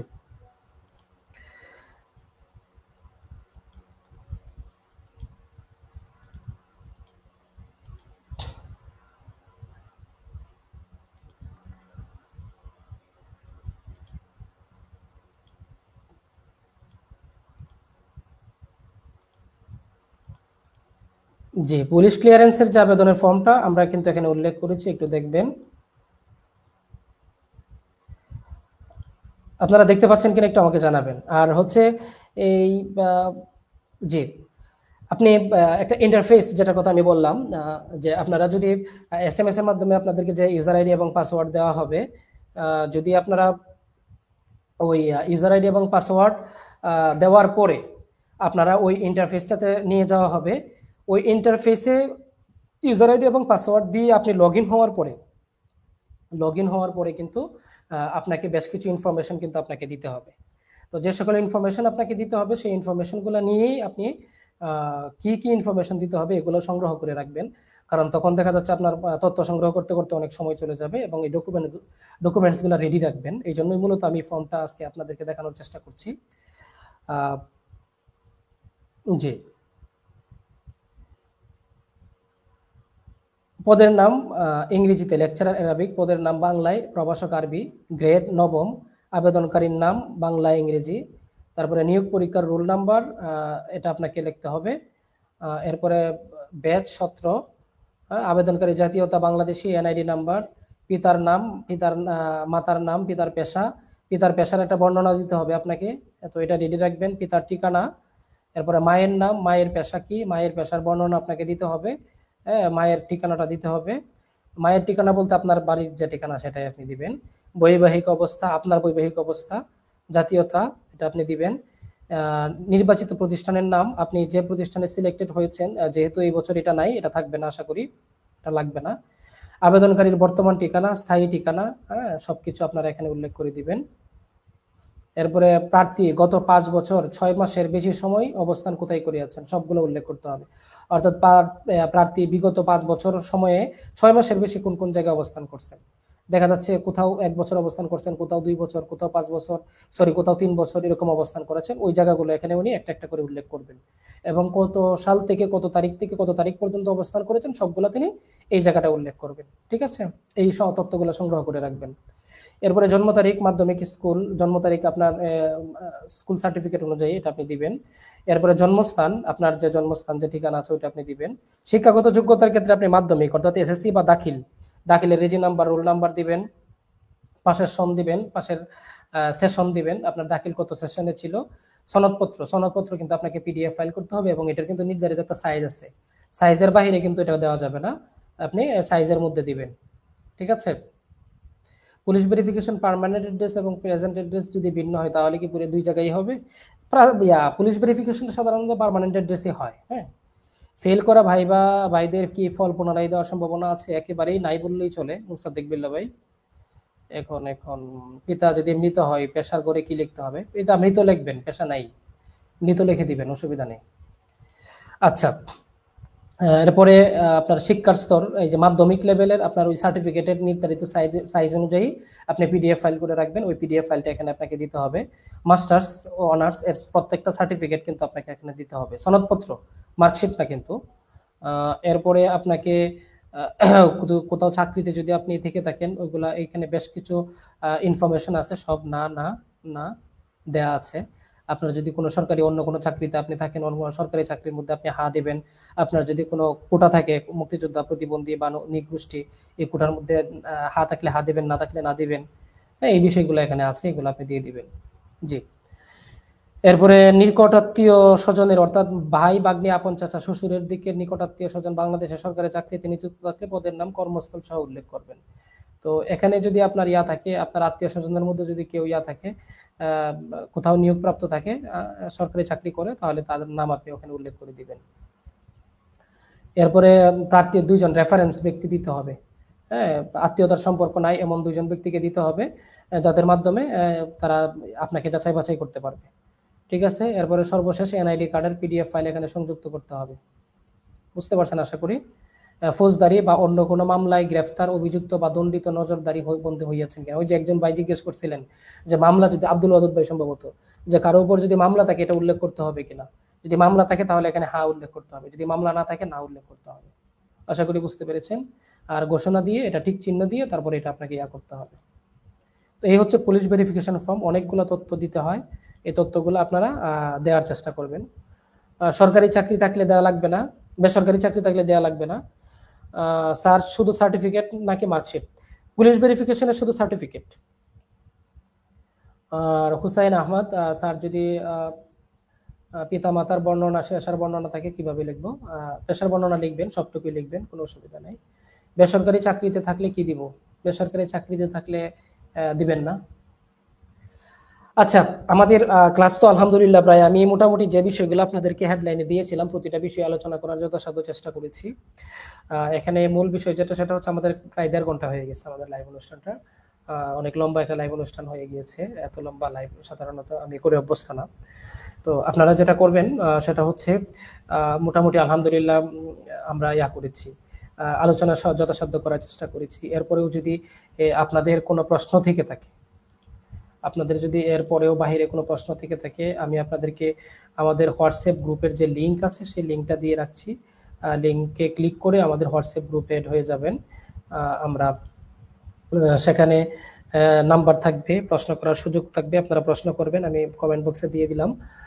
আপনারা প্রশ্ন করতে পারবেন, আবার হেল্প সহযোগিতা বা জানার যা দরকার পেজের কমেন্ট বক্স আপনাদের জন্য খোলা থাকবে, আপনারা পেজে কমেন্ট করতে পারবেন। ইউটিউব আর কমেন্ট বক্স আপনাদের জন্য খোলা থাকবে, আপনারা ইউটিউবে নক দেবেন, আমরা ইনশাল্লাহ সর্বোচ্চ চেষ্টা করব আপনাদেরকে যথাসাধ্য চেষ্টা করার। আমরা আবারও বলছি, আপনারা যারা গণবিজ্ঞপ্তিতে আবেদন করতে পারবেন বা নিকটস্থ বিশ্বস্ত লোক আছে তার মাধ্যমে আবেদন করতে পারবেন, সেগুলো আপনারা আবেদন করবেন। আর আপনি যদি নিজে থেকে আবেদন করতে না পারেন তাহলে আমাদের মাধ্যমে বা অন্য কারো মাধ্যমে যারা আবেদন করে থাকে তাদের মাধ্যমে আবেদন করানোর চেষ্টা করবেন। পুলিশ ক্লিয়ারেন্সের আবেদনটা এটাও নিজেরা করার চেষ্টা করবেন, সর্বোচ্চ চেষ্টা করবেন নিজেরা যদি করতে পারেন, না পারলে একান্তই আপনি অন্য কারো মাধ্যমে অবশ্যই করানোর চেষ্টা করবেন। আমাদের জার্নি টু অ্যারাবিকের পক্ষ থেকেও আমরা আলহামদুলিল্লাহ এই কাজ আমরা আপনারা চাইলে জার্নি টু অ্যারাবিকের মাধ্যমেও করাতে পারেন। জি, এবার আমরা যে বিষয়টা কয়েকটা প্রশ্ন আসছে মনে হচ্ছে, 2 জনের নাম যে দিতে হবে তারা কি আমার এলাকার হতে হবে নাকি অন্য এলাকার হলেও সমস্যা নাই, আপনাকে চিনে জানে এরকম হলেই হবে। আচ্ছা, এরপরে হচ্ছে সহকারী মৌলবীতে যারা আবেদন করবে 10 না 11 লিখবে, যদি বিএড থাকে 10 লিখবে, যদি বিএড না থাকে 11 লিখবে। ফাজিল দিয়ে আবেদন করলে, অনার্স দিয়ে আবেদন করলে 10 লিখবে। প্রশংসাপত্র লাগবে, হ্যাঁ প্রশংসাপত্র লাগবে সর্বশেষ, অর্থাৎ আপনার মাস্টার্স অথবা কামিল এর প্রশংসাপত্রটা লাগবে।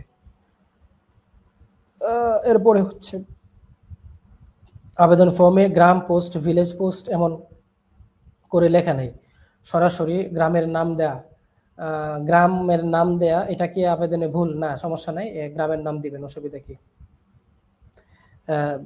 দিয়ে দিয়েছেন, অসুবিধা নাই। তো এখন আপনি গণবিজ্ঞপ্তিতে আবেদনের সময় এভাবে দিয়ে দিবেন, গ্রাম, তারপরে গ্রামের নাম, পোস্ট, তারপরে পোস্টের নাম, এরকম ভাবে দিবেন, ঠিক আছে? আবেদন ফর্ম নিয়ে এত চিন্তিত হওয়ার দরকার নেই।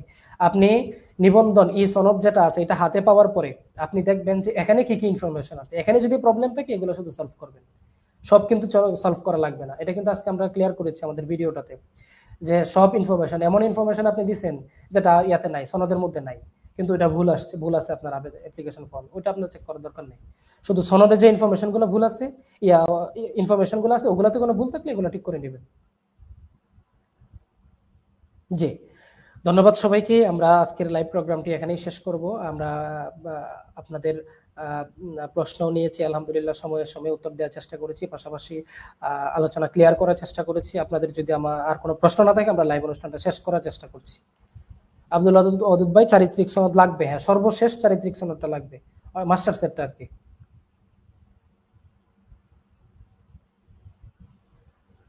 জি, সার্টিফিকেট যদি লেমিনেটিং থাকে তবে কি সমস্যা হবে? না, যারা লেমিনেটিং করে ফেলেছেন কোনো সমস্যা নাই, ওগুলো আপনারা স্ক্যান করে রেখে দিবেন, স্ক্যান করে করবেন।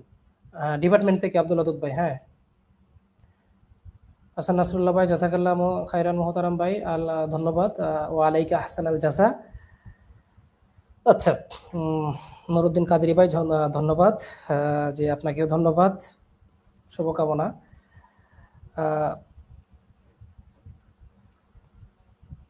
জি, আমরা আপনাদের কাছে একটু রিকোয়েস্ট করব, আপনারা আমাদের এই লাইভ প্রোগ্রামটি যারা এখনো শেয়ার করেন নাই আপনারা একটু শেয়ার করে দিবেন, এতে করে আপনার অপর ভাই উপকৃত হবেন, পাশাপাশি আমরা এত পরিশ্রম করে লাইভগুলো করছি, আমাদেরও তো একটা প্রত্যাশা আপনাদের প্রতি থাকে যে আমাদের পেজটা আপনাদের মাধ্যমে একটু প্রচার হবে।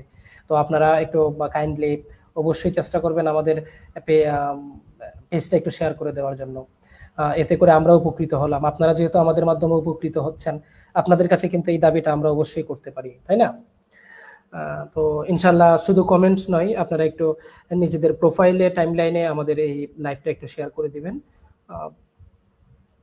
স্বাভাবিকভাবেই এটা আপনাদের কাছে আমাদের দাবি আমরা রাখতেই পারি। এত কষ্ট করে আমাদের তো এই লাইভ প্রোগ্রামগুলো আসলে করার প্রয়োজন ছিল না, তাই না? আমাদের তো কোনো ইয়া নাই, যদি আপনাদের মাধ্যমে আমরা একটু উপকৃত হই তাহলে অবশ্যই আপনাদের জন্য দোয়া থাকবে। প্রত্যয়নপত্র আর চারিত্রিক সনদপত্র কি একই জিনিস? হ্যাঁ, একই জিনিস। এই চারিত্রিক সনদপত্র সরাসরি যদি হেডিং এ থাকে ওইটা হলেই হবে, প্রত্যয়নপত্র থাকলে হয়, অসুবিধা নেই। আচ্ছা, হুসাইন আহমদ ভাই, জাযাকাল্লাহু খাইরান, আহসানাল জাযা, বারাকাল্লাহু ফি ইলমিকুম, শুকরান জাযিলান ওয়া আলাইক আহসানাল জাযা। চারিত্রিক সনদ বলতে কি প্রশংসাপত্র? হ্যাঁ, প্রশংসাপত্র ভাই, কামিলের আব্দুল বাতেন ভাই। স্কেটিং এর সাইজ কি? স্কেটিং এর সাইজ বলতে আলামিন ভাই বুঝতে পারি নাই। মুস্তাকিম বিল্লাহ ভাই, জাযাকাল্লাহু খাইরান, শুকরান। সকলকে ধন্যবাদ জানিয়ে তাহলে আমরা আমাদের লাইভ প্রোগ্রামটি একটু শেষ করতে চাচ্ছি।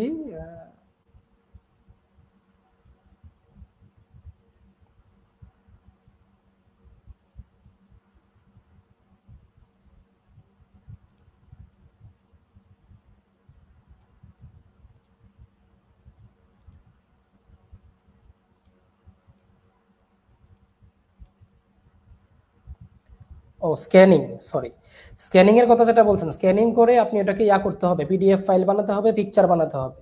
এগুলার সাইজ কিন্তু একটা দেয়া আছে, আপনার ওই মধ্যে উল্লেখ করা থাকবে কত এমবির মধ্যে, কত কেবির মধ্যে হতে হবে, ঠিক আছে? 800 কেবি, 700 কেবির মধ্যে হলে ভালো হয় আর কি। ভাইজান, প্রশংসাপত্র করতে কি নিব? প্রশংসাপত্র হচ্ছে আপনি থেকে নিবেন, মাদ্রাসা, আপনি যদি কামিল করে থাকেন, কামিল যে মাদ্রাসা থেকে করেছেন ওখান থেকে নিবেন। আপনি যদি ফাজিল দিয়ে আবেদন করা থাকে সর্বশেষ ডিগ্রি, তাহলে ফাজিল মাদ্রাসা থেকে নিবেন। যদি বিশ্ববিদ্যালয় থাকে তাহলে বিশ্ববিদ্যালয়ের ডিপার্টমেন্ট থেকে প্রশংসাপত্র নিবেন। নাগরিক সনদপত্র রাখবেন সাথে, এগুলা কিন্তু লাগে, অবশ্যই লাগবে। ওই যে চেয়ারম্যান কর্তৃক যে নাগরিক সনদ যেটা দেয়, হ্যাঁ, ওইটা আপনারা আশা করি সংগ্রহে আছে, এটা সংগ্রহ রেখে দিবেন, ইউনিয়ন পরিষদ থেকে নিয়ে নিবেন। জি। পত্রিকার কাটিং সফট কপি হলে হবে? হ্যাঁ, সফট কপি রেখে দিবেন, যিনি আবেদন করবেন উনি এটা প্রসেসিং করে আবেদন করে দিবেন, অসুবিধা নাই। আপনারা, আমরা যে পিডিএফ ফাইলটা হোয়াটসঅ্যাপ গ্রুপে এবং ফেসবুক পেজে শেয়ার করেছি, এটা আপনারা সংগ্রহ রাখতে পারেন, অথবা আপনারা সরাসরি একটা পত্রিকা কিনে এটাও কাট করে রেখে দিতে পারেন। আমাদের ওই অনলাইনটা দিয়ে হয়েছে, আপনাদেরও ইনশাল্লাহ হবে, সুতরাং এটা নিয়ে এত টেনশনের কিছু নাই। তো ধন্যবাদ সবাইকে, আমরা লাইভ প্রোগ্রাম শেষ করছি। আসসালামু আলাইকুম ওয়া রাহমাতুল্লাহি ওয়া বারাকাতুহু।